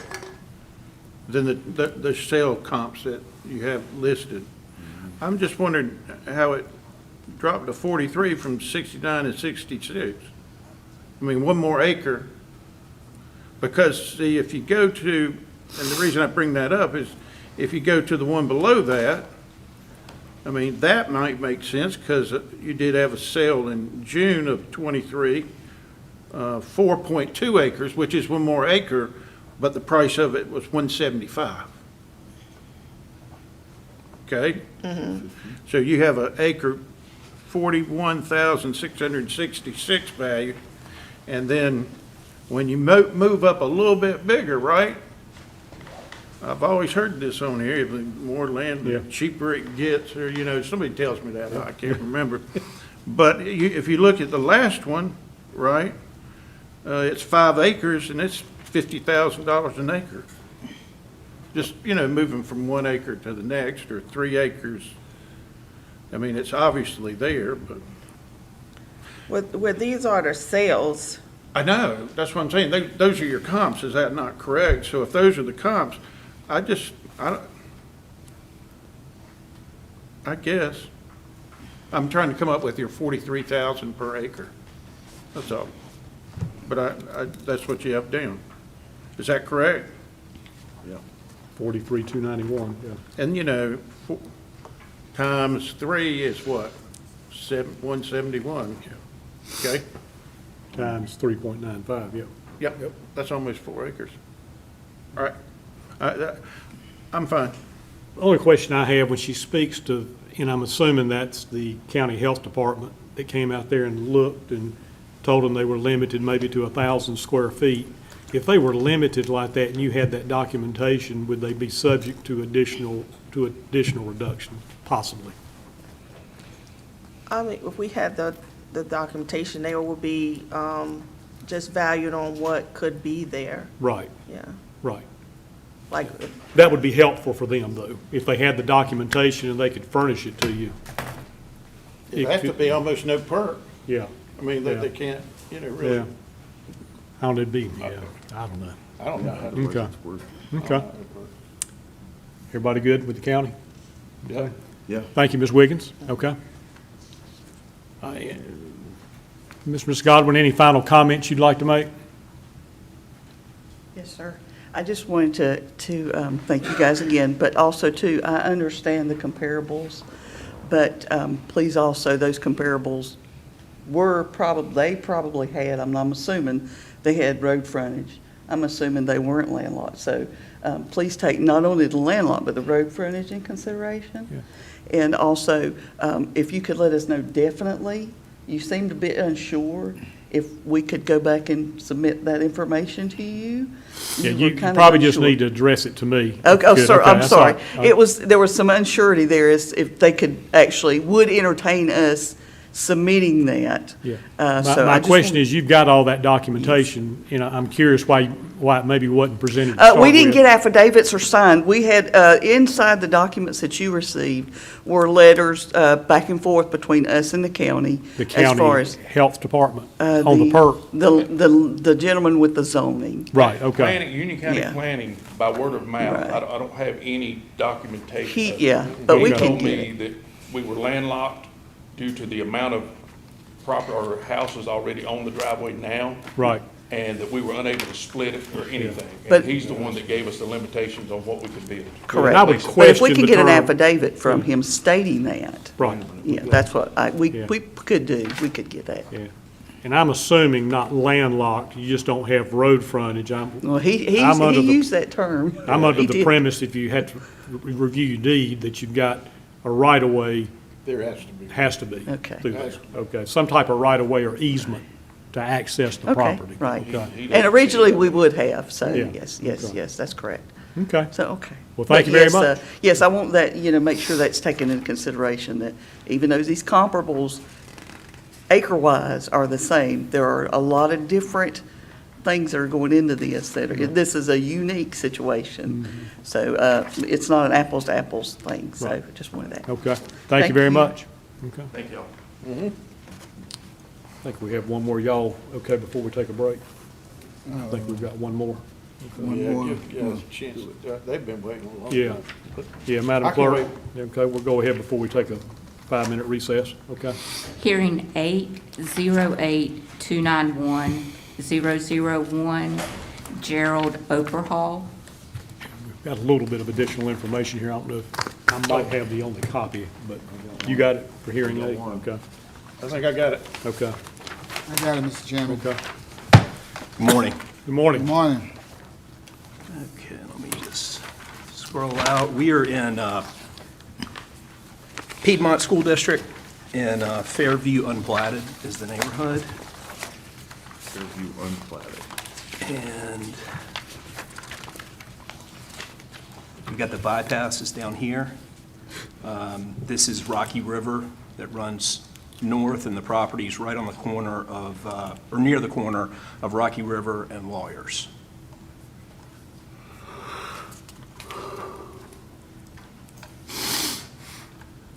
And I'm Rocky going to turn River and on the Lawyers. flood Where they built the influence. half roundabout, right?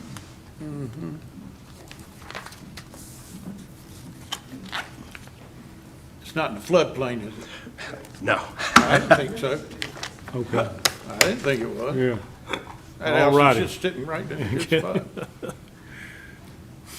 And Gerald and Virginia? Yes, sir. Just look at the map. Yeah. To respond to what you just said. Yeah. Technically, the house. Wait a minute. Come to the mic. Just to respond to what you just said, technically, the house is floodplain fringe. Whoever built it must have seen the flooding back there, because there's less than an acre on that whole 22-acre lot. It's 21.97, less than an acre that doesn't flood. And so, yeah, it is floodplain, and it comes off the MLS website. My wife's a licensed realtor, broker, North and South Carolina. Okay. But anyway, we're here to appeal the tax value created by the revaluation along with the corresponding tax. You know the parcel, we're right across from Goose Creek Airport. We're not in a neighborhood. We might be near a neighborhood, this gentleman, I believe, referred to. We're not in a neighborhood. Property's bordered one side by Lawyers Road, the other side, a hill that the rainwater washes down and it floods. The barn on the property is completely corroded, probably condemnable on one side from the water, just eroding it away. And the other two sides by Goose Creek. The back part of our property line basically sits right on top of Goose Creek. It kind of goes back and forth, crisscrosses it on one side and the back. The back part of Goose Creek is probably just roughly estimating at least 200 acres from the house. And the left side's farther than that. I submitted some pictures of the flooding. I don't know if you got them, 5 or 6 pictures. Got Anyway, we bought the property in 2018. Yeah, we got them. Okay. when we bought it in 18, the people weren't there. They'd moved away into Virginia. The realtor took the phone call when we made an offer, did not disclose the fact that it was floodplain property, or we wouldn't have bought it. I'm just gonna tell you, my wife's a realtor, she wouldn't have allowed me to buy it, regardless of any of the other features that we might have liked about the property. We couldn't get in touch with the owners, and after the offer was accepted, we couldn't get in touch with the realtor again. He wouldn't accept or return phone calls. So I walked down to the creek, and at the time, 2018, you can check your records, extreme drought. The creek wasn't even moving. There were just little pockets of water sitting stagnant there. And I'd be the last person in the world to ever even think that might be flood at any time, but it does, believe me. The pictures don't lie. So out of 21.97, if you just say a whole acre is buildable, that's approximately 4.5% of the land is usable, buildable. The rest of it, you can't do anything with.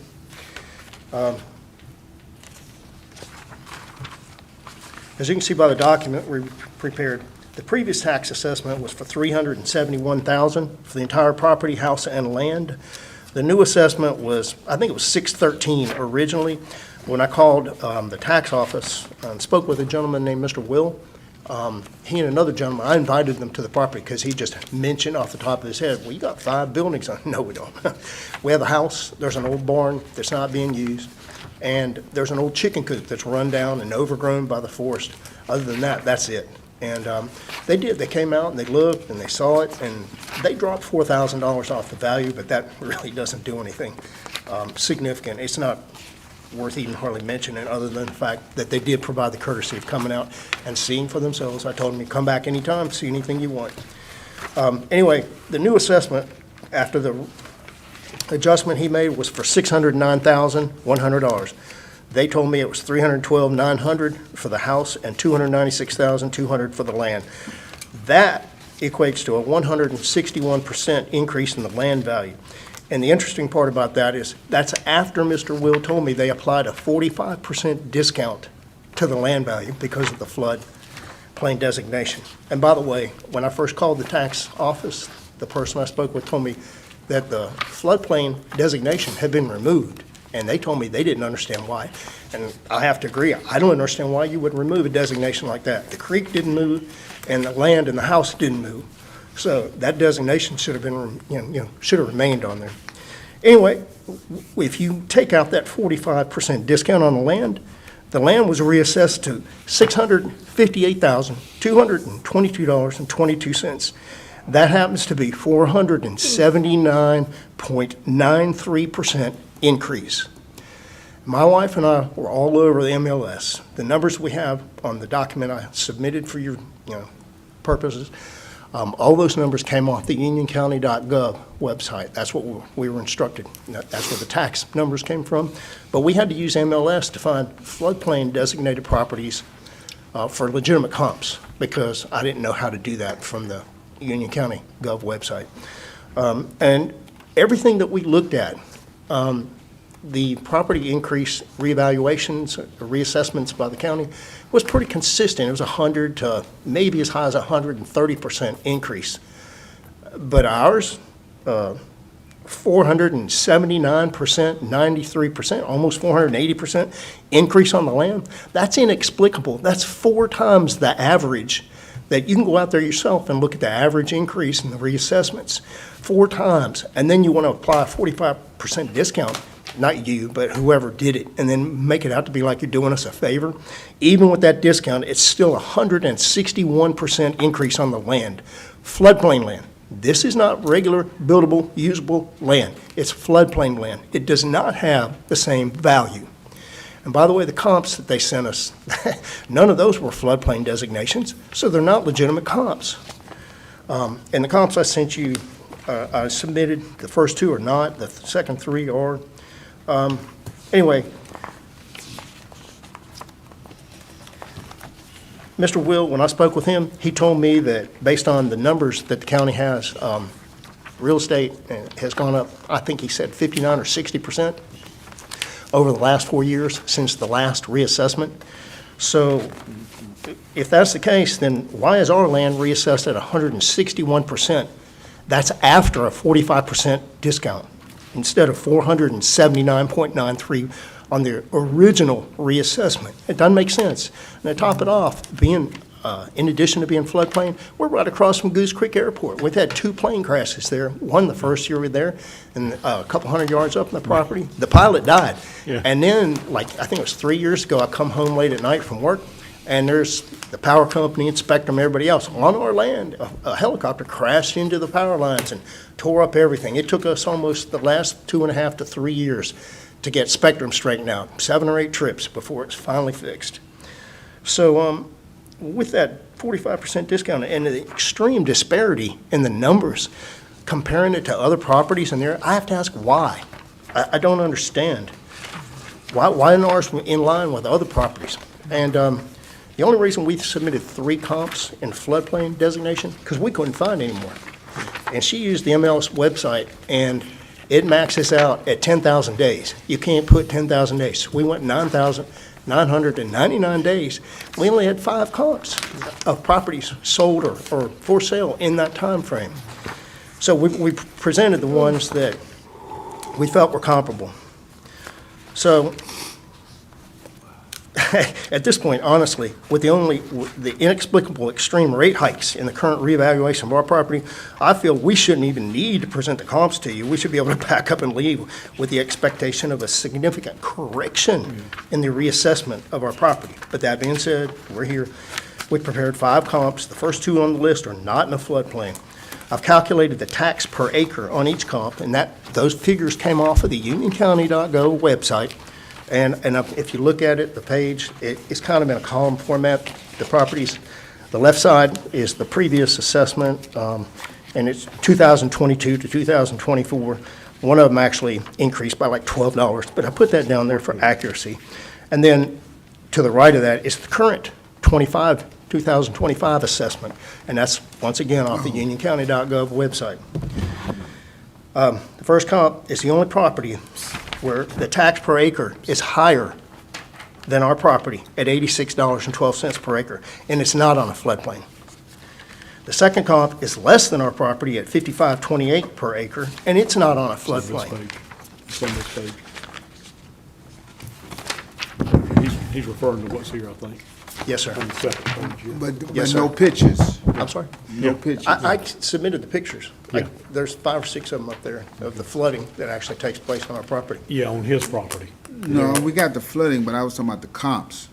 Pictures of the comp? No, we don't have pictures of the comps. No. I just put the numbers out. So I was you just told- you just got information? Yes, sir. but I no was told to make photos. this brief and be Okay, that's fine, precise and that's to the fine. point. Yeah. So I Thank try to you. make it as clear and concise and brief as possible for your benefit. Thank you. Yes, sir.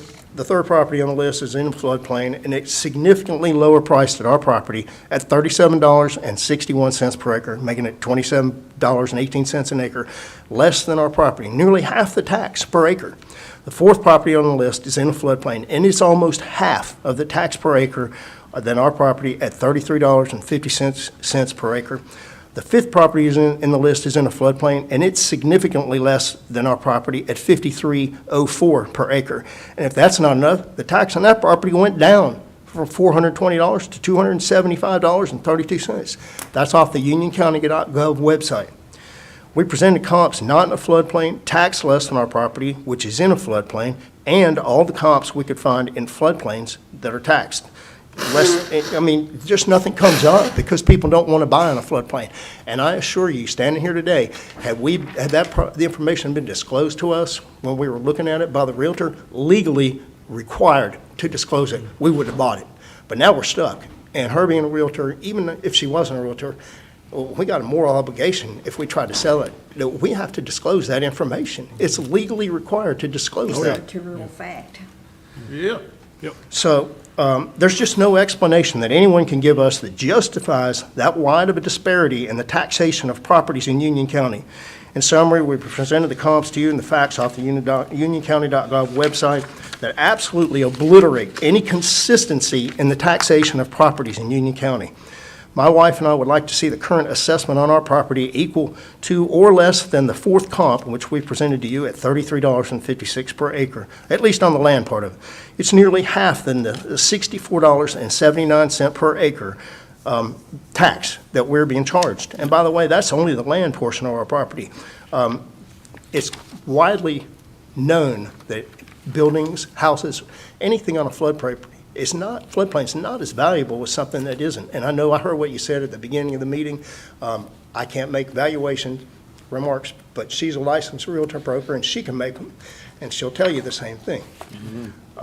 We'd also like to have the house portion of the reassessment reduced as well, due to the fact that it is classified as 0 feet from the floodplain, making it less valuable than a house that is not in close proximity to a floodplain land.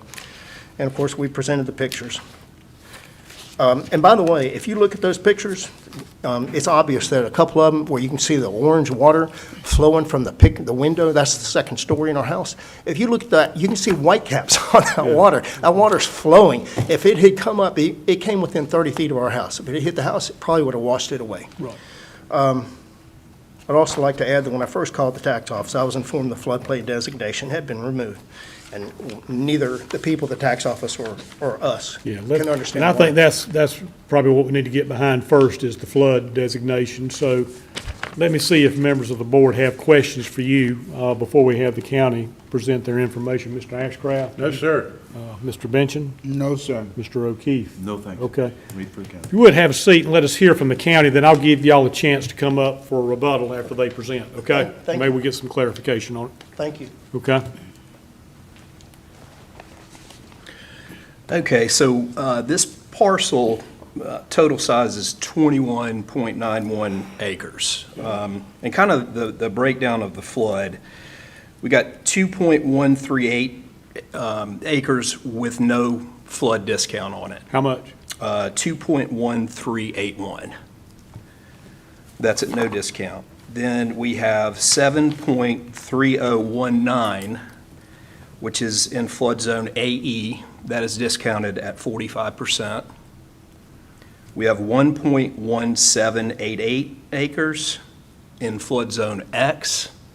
That's discounted at 10%. And then we have 11.2912 acres in flood zone AEFW, and that is also discounted at 45%. So that's kind of the breakdown. As far as percentage increase, in 2024, we are at 371,300. Current value at 595,900. That's an increase of 60%. And I will point out the homeowners purchased the property in 2018 for 390.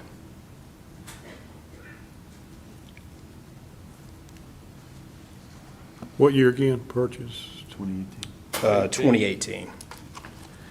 Then if you'll go to page 45, these are vacant land sales for Fairview and Platted, which is a rural neighborhood. We price them all together.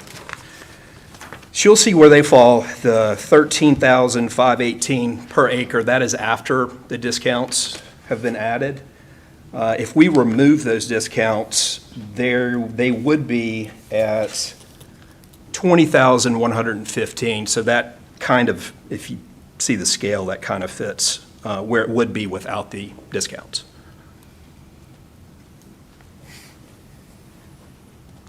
Okay, good. Mr. O'Keefe, you have any questions for the county?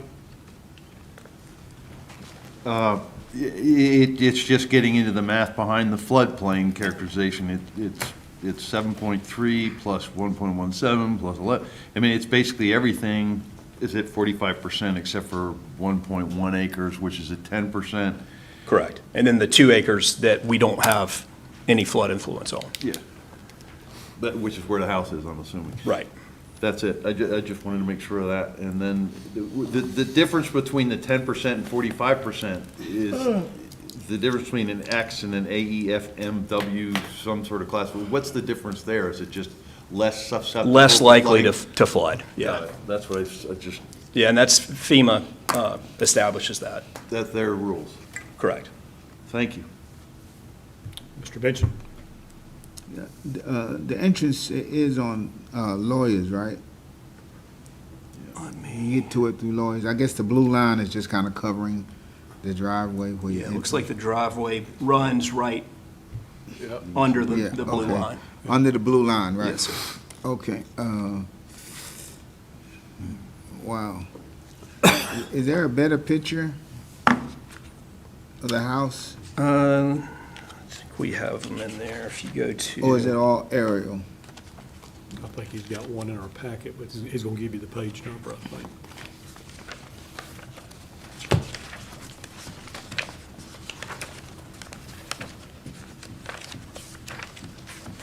If you go to page 14, 14. there's a picture of the house. And then we did make a field visit out there, and if you'll see the pages after 14 are updated photos of some of the outbuildings that we took. We did lower the condition and grade on some of those outbuildings based on the field review. Okay. Thank you, Mr. Well. Okay, Mr. Ashcraft? On page 45, where you have the land values, Yes. I know you said there, it's all in the same Fairview neighborhood kind of thing, you know? Correct. Area. Yeah.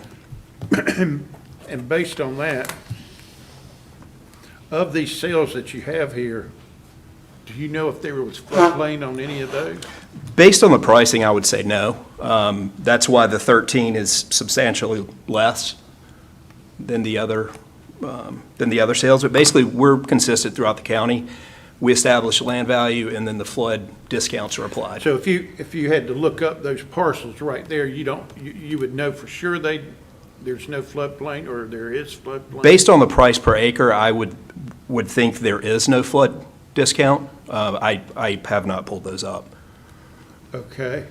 And based on the neighborhood,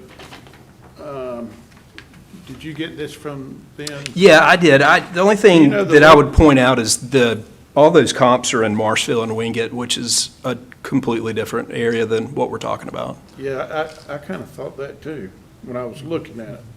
But I didn't want to say where it was from, because I'd probably make a mistake. But they did have some that were floodplain, but I sure would like to know if these comps had sold, if they did have any, Right. just in case. I imagine we can. Knowledge. Yeah. Yeah, I would Have just that say look. the ones that are in the floodplain that they provided, they would be treated just like the subject property as far as Yeah. the That's why I discounts. say, since this is not in the neighborhood or same area, that's why. Right. But I would like to know about those lots. But anyway, go ahead. I'm curious, just with the amount of flood on this one with the topo on it, is there a way to turn on the topo lines? Yeah.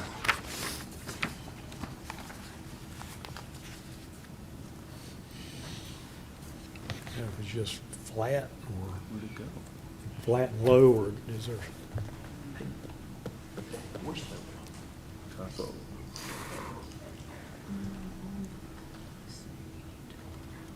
We all know Lawyer's Road is bad. Yeah. Dana, the very top one says contours. Contours, I see it. Contours. Contours, right by it. Yeah. It's all right. Just click it.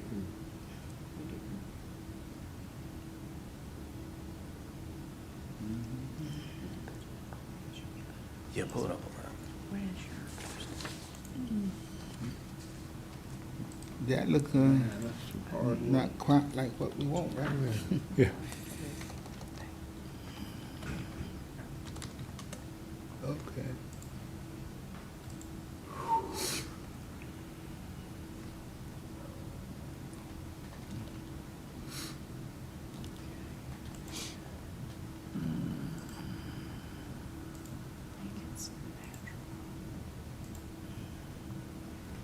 Not much. No, Really? There's not much of a topo, is there? no, just around the edges of it, Yeah. it's flat. Be a good place for a pond. Yeah. Okay, thank you. Like, that's. So that's the blue wavy line, right? Yeah, the tighter the lines, the hillier it is, you know, so. Wonder why they don't have a pond. No. Okay, everybody good with the county? Yes. Yeah, I'd Okay. just still like to maybe get a guess on those Yeah. said. Something we can take care of in deliberation. Yes, sir. Okay. Yes, sir. With that, any final comments you'd like to make? I'm trying to get the last name here. Oprah Gibson, or Brian? Oprah Call? Yeah. Okay. Close to Jerry. Jerry, okay, all right. We do want to thank Mr. Will for you guys coming out, and we appreciate it. We appreciate the Yeah, speaking to the reduction. mic there. We appreciate the $4,000 reduction, but it doesn't really make an impact Right. as we feel that the actual value should be. And even Mr. Will admitted the comps that they have weren't floodplain. And the reason that the comps I submitted were Marshville in that area, because there aren't any more in the floodplain. Right. I'm telling you, we got an MLS and had to go 9,999 days. That's the maximum time period you can go back Yeah. for the listings of floodplain properties. It's just not there. Yeah. And some of them just didn't sell. And that's why there's, Marshville, Indian Trail. It's not that far away, okay? What, 30 minutes? But it's still Union County, right? It's still Union County? And my number is a little bit different because I think when I spoke with Mr. Will, he had made the general statement that we gave you a 45% discount for floodplain, and we appreciate that. He said that was his limitation. That's what the computer limited him to do. Well, I believe that maybe that computer program needs to be revised and allow for manual entries in there because really, I think 2 acres is probably an exaggeration of the actual land that didn't flood. You can see the pictures. Those are legitimate pictures.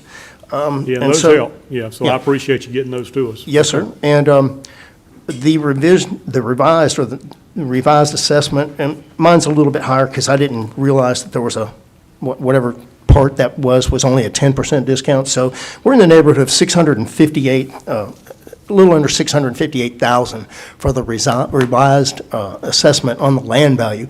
That works out to be over $29,900 an acre. That's floodplain.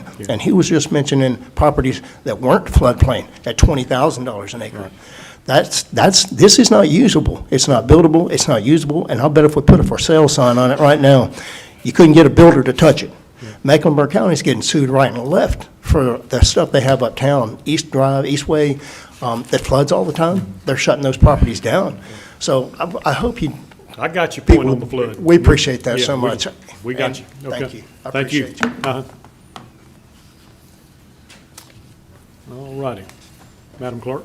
The next is hearing 909143145 Olive Branch Partners LLC. Let the record show they are not present.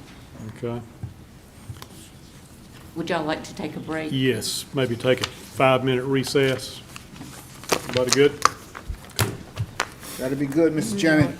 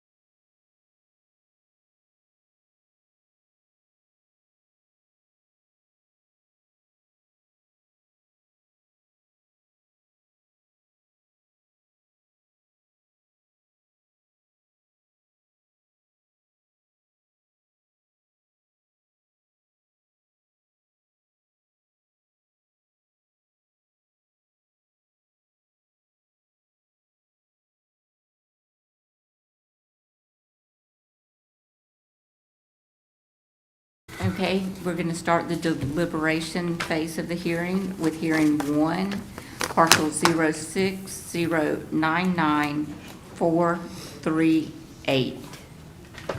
Okay. What's the pleasure of the board here? Yeah, I'd have to say their comps that the county has on this one is pretty good. And I really, they changed the value to $1,035,200. I certainly don't have a problem with that valuation. How about, And the comps that the person brought in were for much bigger houses, but it didn't, part of the, he talked doesn't about match in my bathrooms opinion. It didn't, Okay. Yeah. it didn't. Yeah. I'll make a motion, we accept the county's value of $1,035,200. And I'll second that, Mr. So I Chairman. have a motion from Mr. Ashcraft, a second from Mr. Bench. Any discussion? All those in favor say aye. Aye. Opposed, like sign. So the motion's carried for the current value of $1,035,200 to remain on hearing 1.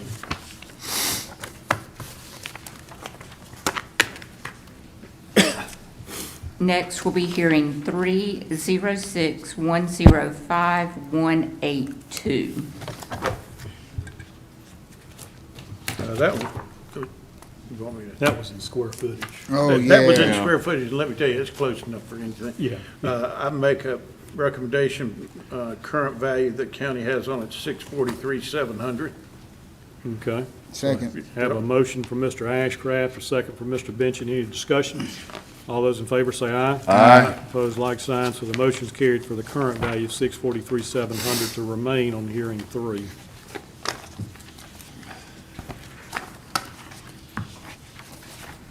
Okay, the next will be hearing 507081059.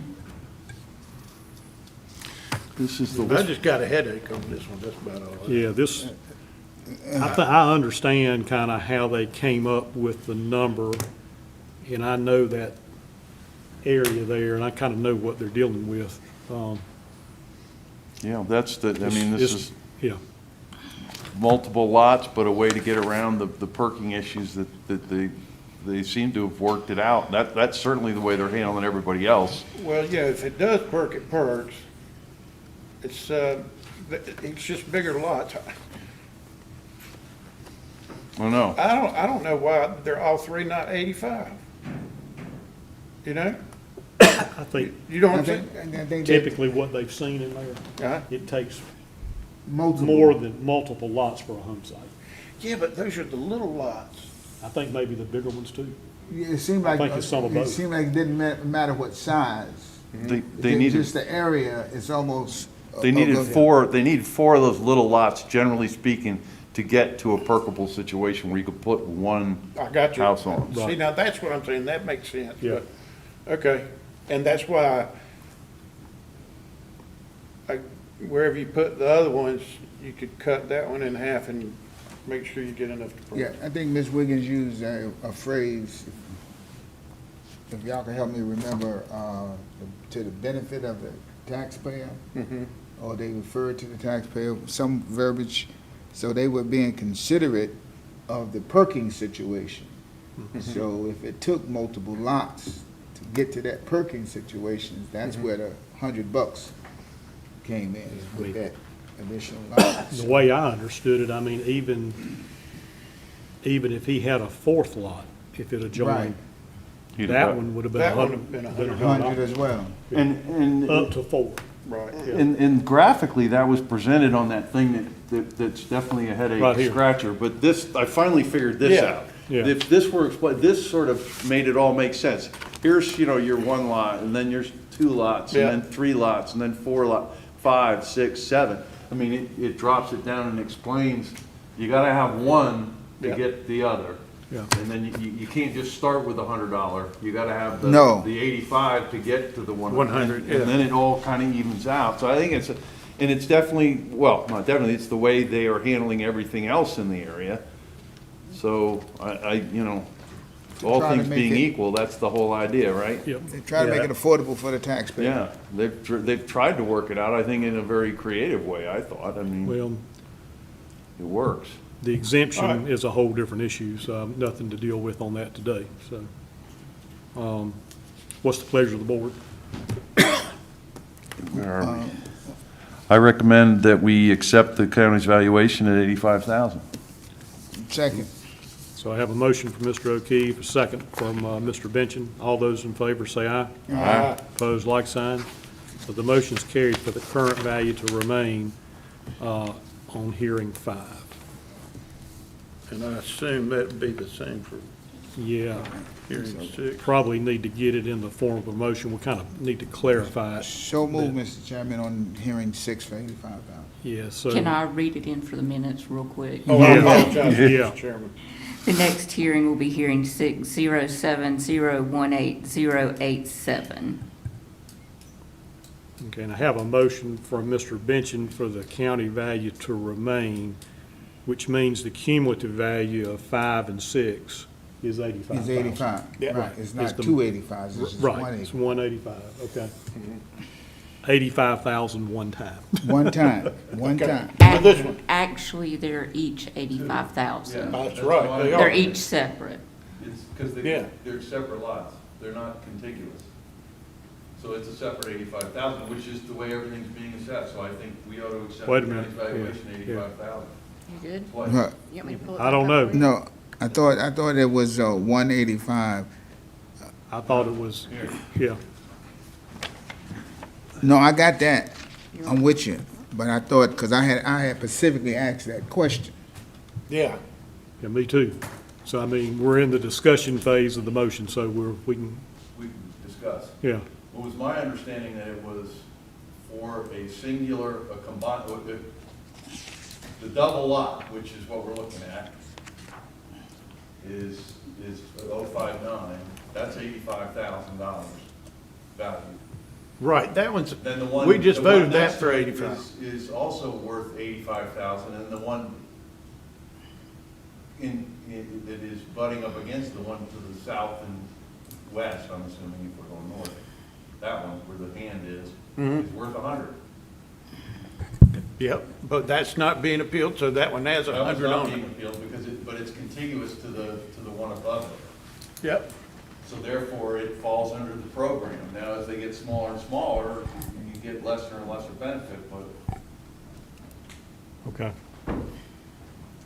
I understand both ways. I just want to make sure what's Just to correct. clarify, what Mr. O'Keefe said is correct. Okay. We have 85,000 on parcel 59 that the board just voted on. We have 85,000 also on parcel that ends in 87. Okay, okay. And that is not the way I understood it to start with, but I understand it now. I think Mr. Benchin and I were on the same page. Yeah, I was, Yeah. yeah. Okay, but I understand it now. I don't. Okay, So, go ahead. okay, so we're saying number 87 is $85,000. Is that what you just told me? That's Yeah. the motion? yes, correct. Okay, That's the tax value. all right, If we go with what the county's proposing. okay. So, Yeah. is that it? Are we I have, good? well, I don't have, we're in the discussion phase of the motion. So, I think Mr. Benchin and I we understand, okay? Well, I mean, that, that changes my, my positioning. Right. Well, what did you think it was going to be? No, I was, Well, we because I just had understood. specifically asked Uh-huh. about these two things, was it continuous? And I was told continually, yes.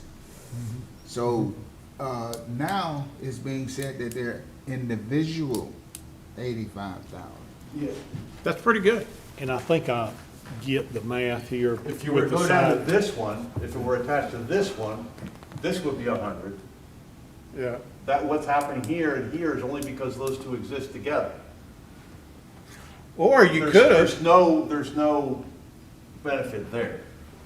or you could have done like 59 at 85, and since it's connected to 87, do $100 for that one, right? That's what you're thinking. Yeah, that was my initial thinking. And then you get over here, you could put where 89 is right now, right? That's the one that's not being appealed, and it has a value of $100. Well, we could just make that one 85,000 and put the other two in. It doesn't matter. Yeah, I don't know, I'm asking y'all. that was, I think that's a lot of lots. yeah. You know, I mean, both, see, they both connect. So I'm not understanding why the connection one way is greater than the connection another way. That gets into the uniqueness of this development. Yeah. Here. It's probably unlike really any other development in the county, for the Well, you most know, part. it's just based on, there's not any activity being done out that Right. way. Right. Somebody come in and, you know, it's a different animal. I'm glad that was clarified, because yeah, okay. So tell me what you were clarified with. Tell me what you're thinking. No, initially, I thought, like Mr. mentioned, that 59 was 85, I did too. and the whole thing really carried 85 plus 100. All three lots were Yeah. 85 plus 100. Okay, That's what we understood. that's how you look at it. Okay? Yeah. And that's your motion, right? No, No. because we already, Mr. O'Keefe made the motion that the value, we've already taken care of the 85 on hearing number 5. yeah. And now he made the motion for 85 on hearing 87. number 6, which is 87 87. for 85. And we're in the discussion phase of Well, that. is that not the same then if, So it's 85 on 59 and 85 on 87. 85,000 on each one of them. That's how I understood it. but he only made a motion on one, which was 59, is that correct? Right. Okay, and now we're on to this next one. Right. So we gotta make a decision, do you wanna make it 85 like the other one? Or do you wanna make it $100, because they're all connected? I don't know.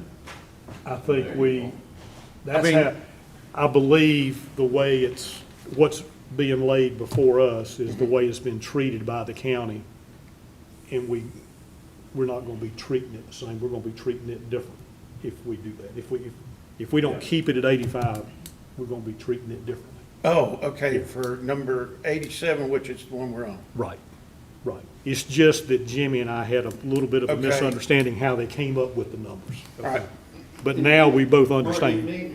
to me, it makes more sense, that you got like a parent lot, and then you've got children lots. So, I mean, Yeah. you've gotta be attached physically, so that if you needed to run the pipe for your septic or something like that, then Sure. you could, or put a field in without imposing on your neighbor. Yeah.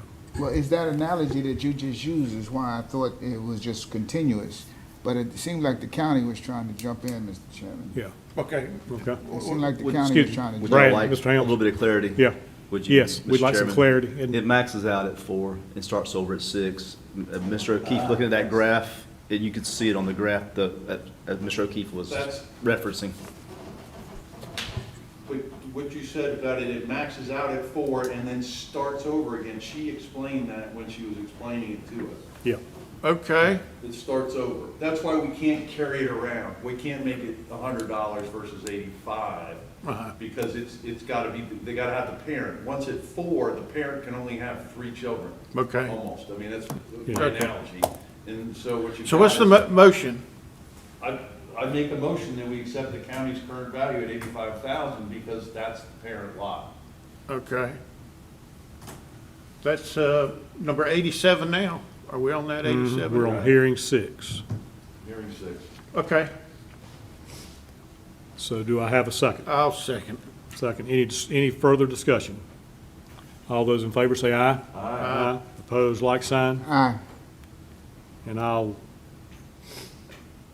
we're 2-1, so we're good there. Okay, so the motion's carried for the Okay, current value of 85 to remain on hearing 6.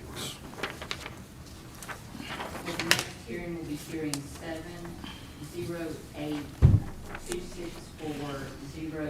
7-08-264-021A.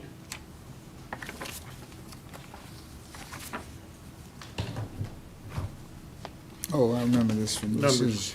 is Porter Ridge area. Yeah, this is kind of the farm tract. do we have a Yeah. picture of it? Yeah, can we get a picture of this one again? Just, This is that big thing with the family owned a whole lot of land. Oh, okay, with the 3.8 acres or whatever it is, they got road going. Yeah, and the Oh, house, yeah. and the house got tore down. Okay, I make a motion we accept the county's value of 171. Yeah, I mean, I don't know. I don't know how you can, With no further evidence presented by the No. taxpayer, you know. I mean, they had two houses there, both sides burnt. And then all of a sudden, they, I don't see why it can't be worked out, and I don't worry about the road. I know they got access. You know what I mean? Unless they bring something, Yeah. like, from the county, you can't do that. Like no perk. Yeah, look, there's no floodplain, there's no other issues. Family land. Yeah. It's land that's Yeah. just Yeah. been chopped into. Yeah.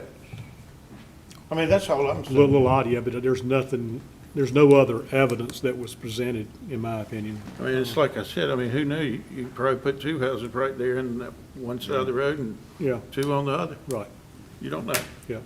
All right, Because it didn't get as definitive when we got into the information about the health department, the size of the house, it kind of, yeah, you're right. yeah. So I've got a motion from Mr. Ashcraft, is that correct? Yeah. Got a motion, a second from Mr. O'Keefe. Any discussion? All those in favor say aye. Aye. Opposed, like sign, so the motion's carried for the value to remain at 171 on hearing 7. The next will be hearing 8, parcel 082910001. This helps when we look at the property again.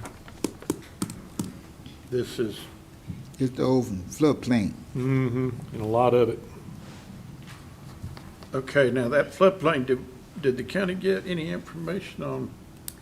You gave percentages breakdowns. Well, I just meant like, these parcels that are in the book, their comps, how they came up with their value. I was just curious to know if there was any floodplain on any of these. Any of the comps. On any of these comps, Yeah. just to see how it's been done in the neighborhood. But think see, you they- have to understand, if it's in the neighborhood, right? Right. And this thing did, then you can finally say, well, equity Yeah, is I the think whole we thing. got, have we got something here? Mr. Chairman, this one had 30% off the number, and it makes sense because it's lower. Right. These do not have flood. Okay. Everybody reference their information, then we need to probably show this to the taxpayer as well. And the first one on the county comp, on this page here, on the county comps. Yep, Okay, Be on the page county. 45. yep, I'm looking at it. The first one, I'll make sure everybody gets there. Yeah, it's under 8. Oh, I'm in the wrong, never mind. Yeah, you got Oh. to get to hearing 8. It's amazing when you're in the right spot. As far as the county comps, yes, on the Yeah. Excel spreadsheet. Right? The first one, there was a 35% no perk adjustment applied to it, and that pretty much correlates when you see the price per acre. That's why the price per acre is less. Yeah, And that's then- what I'm saying, that gives it less, yeah. Yeah, and then on the second one, the third one, and the last one, there was no flood on those. No adjustments Okay, on the second one, the third one, and the last one. So, Mr. Helms, do we need to show that maybe to the taxpayer, just so he's looking, we're all kind of looking at the same thing? Yeah.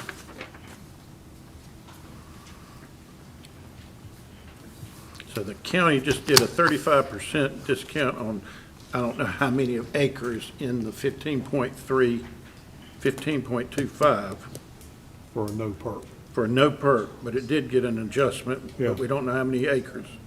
Now, in this one we're dealing with, we got, what, 21 acres, 22, and they got 2 acres where they put the house. That's a lot of flood, man.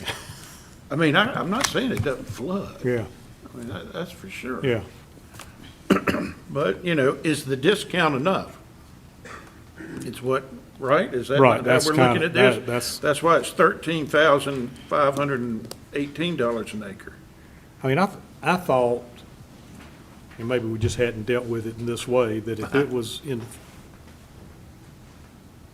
a floodplain, it's in a floodplain, whether it would all have the same adjustment. Yeah. Yeah. Well, here's my question. Yeah. If we spread that, zoom out on our picture, okay? Now, this is just me She's gonna do that. for you. eyeballing it, all right? Just spread out, spread out. Keep going just a little bit more with that floodplain, let that thing shine. All right, you see how these other lots around here, you know, right in here? Mm-hmm. You see what I'm talking about? Yeah. Or this one down here, or this one right there? You know, there's floodplain connected to the property. Right. And how many acres did they take out for it? And then what did they discount it for? Did they discount based on 45%? And did they keep the rest of the land that was good land at the land value?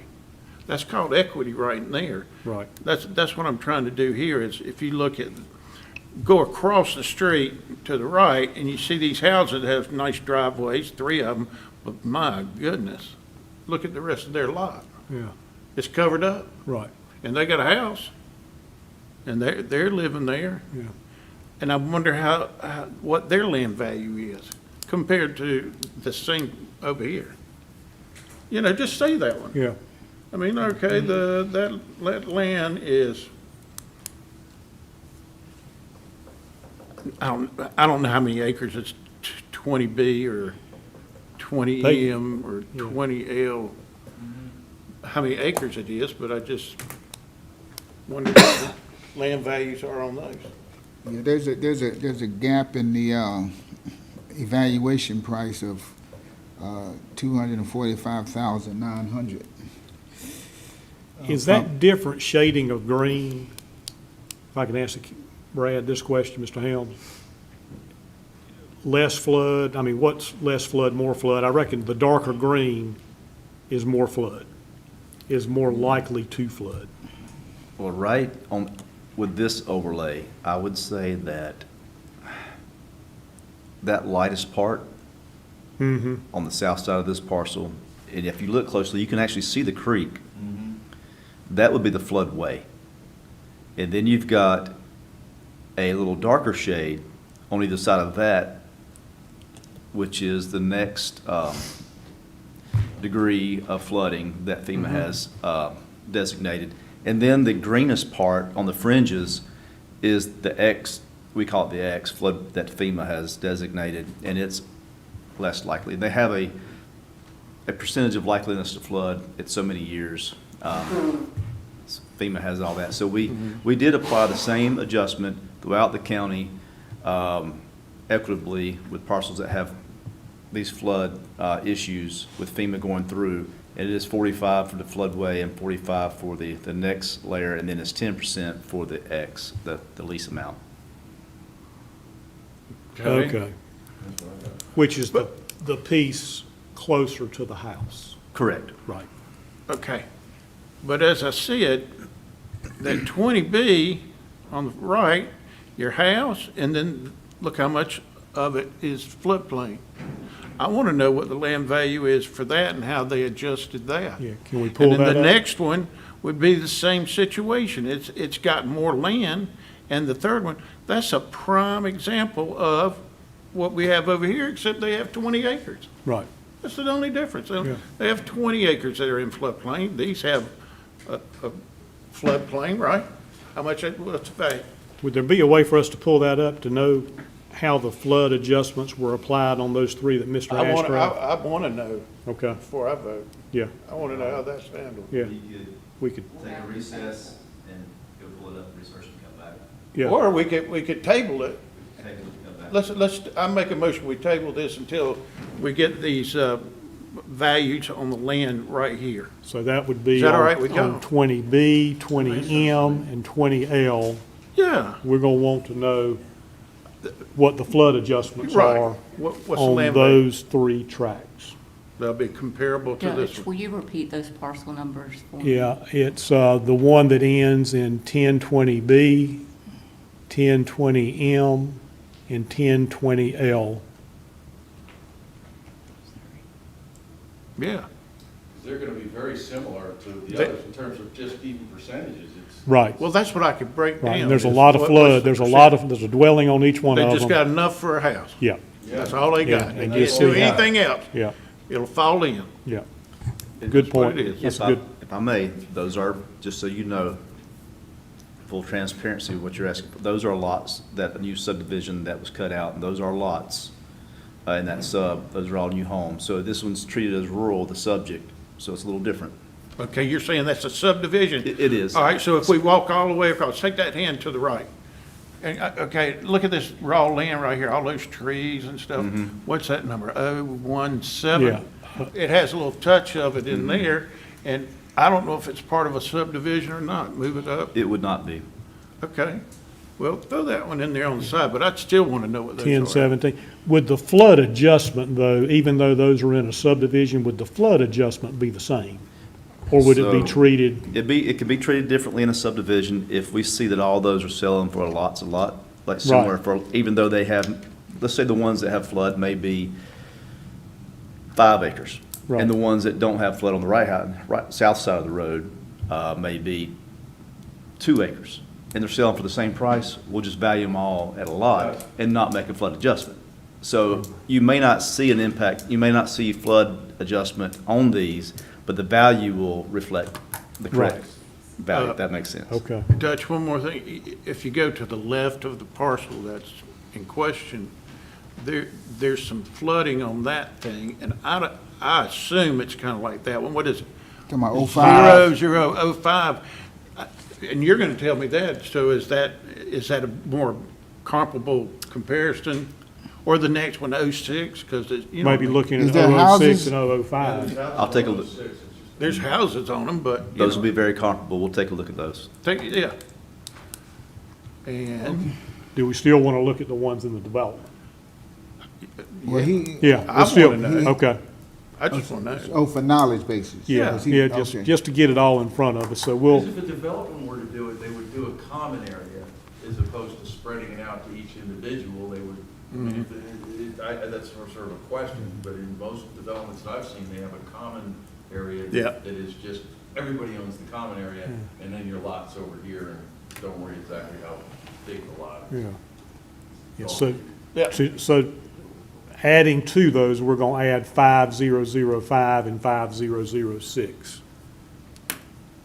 And maybe have them compile it maybe on a spreadsheet or some kind of summary Yeah. where we can just look at them and compare them to the subject. And I also have the 08, 291, 017.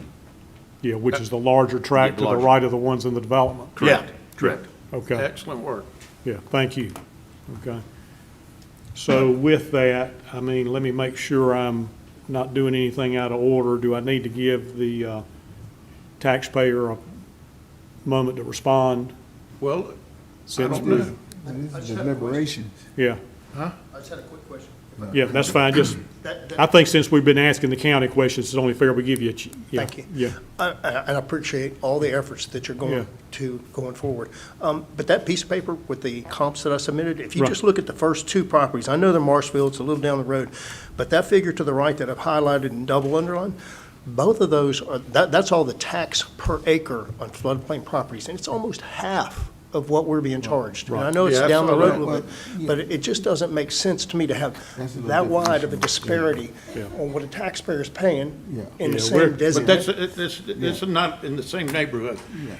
If you don't mind, Mr. Chairman, I think we need to just table it, and he can come back to the meeting. Yeah. We'll let him know, and he can come back then Yeah, to so- find out.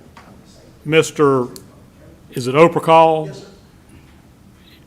The motion's going to, if we end up approving this to be tabled for additional information, you'll be notified and be allowed to Yeah. come back, okay? Do you see what I'm saying? 'Cause He that's can what come we're- back. So you're going to continue it? Yes, I believe the motion's going to be made for us to table this, Yes. to research it further, and then that information's going to fresh. come back before the board, and you'll have an opportunity to be You here. can come to that meeting when we bring it back up, and you can have it speak. Okay, we appreciate that. I don't know that I can get the time off from work. Right, But I Okay. definitely appreciate the effort. okay. We'll let you know. All right. Thank you. So with that, do I I'll have? second that motion. I've got a Yes. motion from Mr. Ashcraft to table it for And I'll further second- and second second the from Mr. table. Benson. Any discussion? All those in favor say aye. Aye. Opposed, like sign. So the motion is carried for for hearing number 8 to be tabled, to gather additional information. The next is hearing number 9, parcel 091431145, Olive Branch Partners LLC. They failed to appear. Mr. Chairman, I make a motion that we accept the county's current value of $14,000. Okay, so I have a motion for Mr. Bench and a second for Mr. O'Keefe. Any discussion? All those in favor say aye. Aye. Opposed, like sign. So the motion is carried for the current value to remain at $14,000 on hearing 9.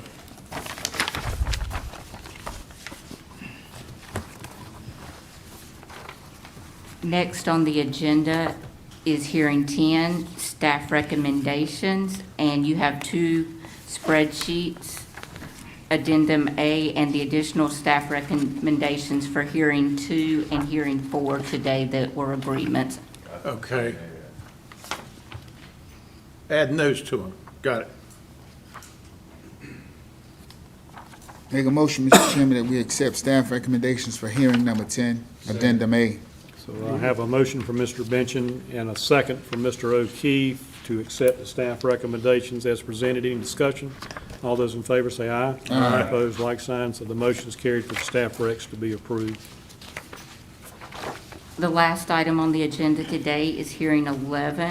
It's the consent agenda from where we have not received word back and do not have an agreement with the taxpayer. It's Addendum B. It's 137 parcels. Make a Lord have motion. mercy. Mr. Chairman, I make a motion, we accept the county's values on the consent agenda B. Okay, so I have a motion for Mr. Ashcraft.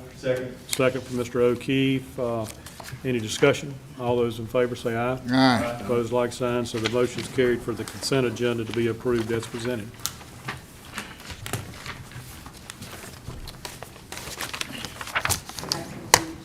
That concludes the hearings for today. Okay, and we meet, there's a little bit of confusion on the email. We meet Thursday, correct? Yes, we have a Thursday meeting at- Thursday at 4:30. Everybody here? No, I've stated I won't be here. for Okay, that one. okay, so I kept thinking that. I'll be here, I guess. We'll have 3, be me, Let's do me, let's the 3 of us. three of Just the us. three of Okay, I will Way to miss do it. y'all. we have a quorum, we should be good. Should be Okay. good. Do I have a motion to adjourn? So move, Mr. Chairman. Motion second. All those in favor, aye. Aye. Opposed, like sign. We are adjourned.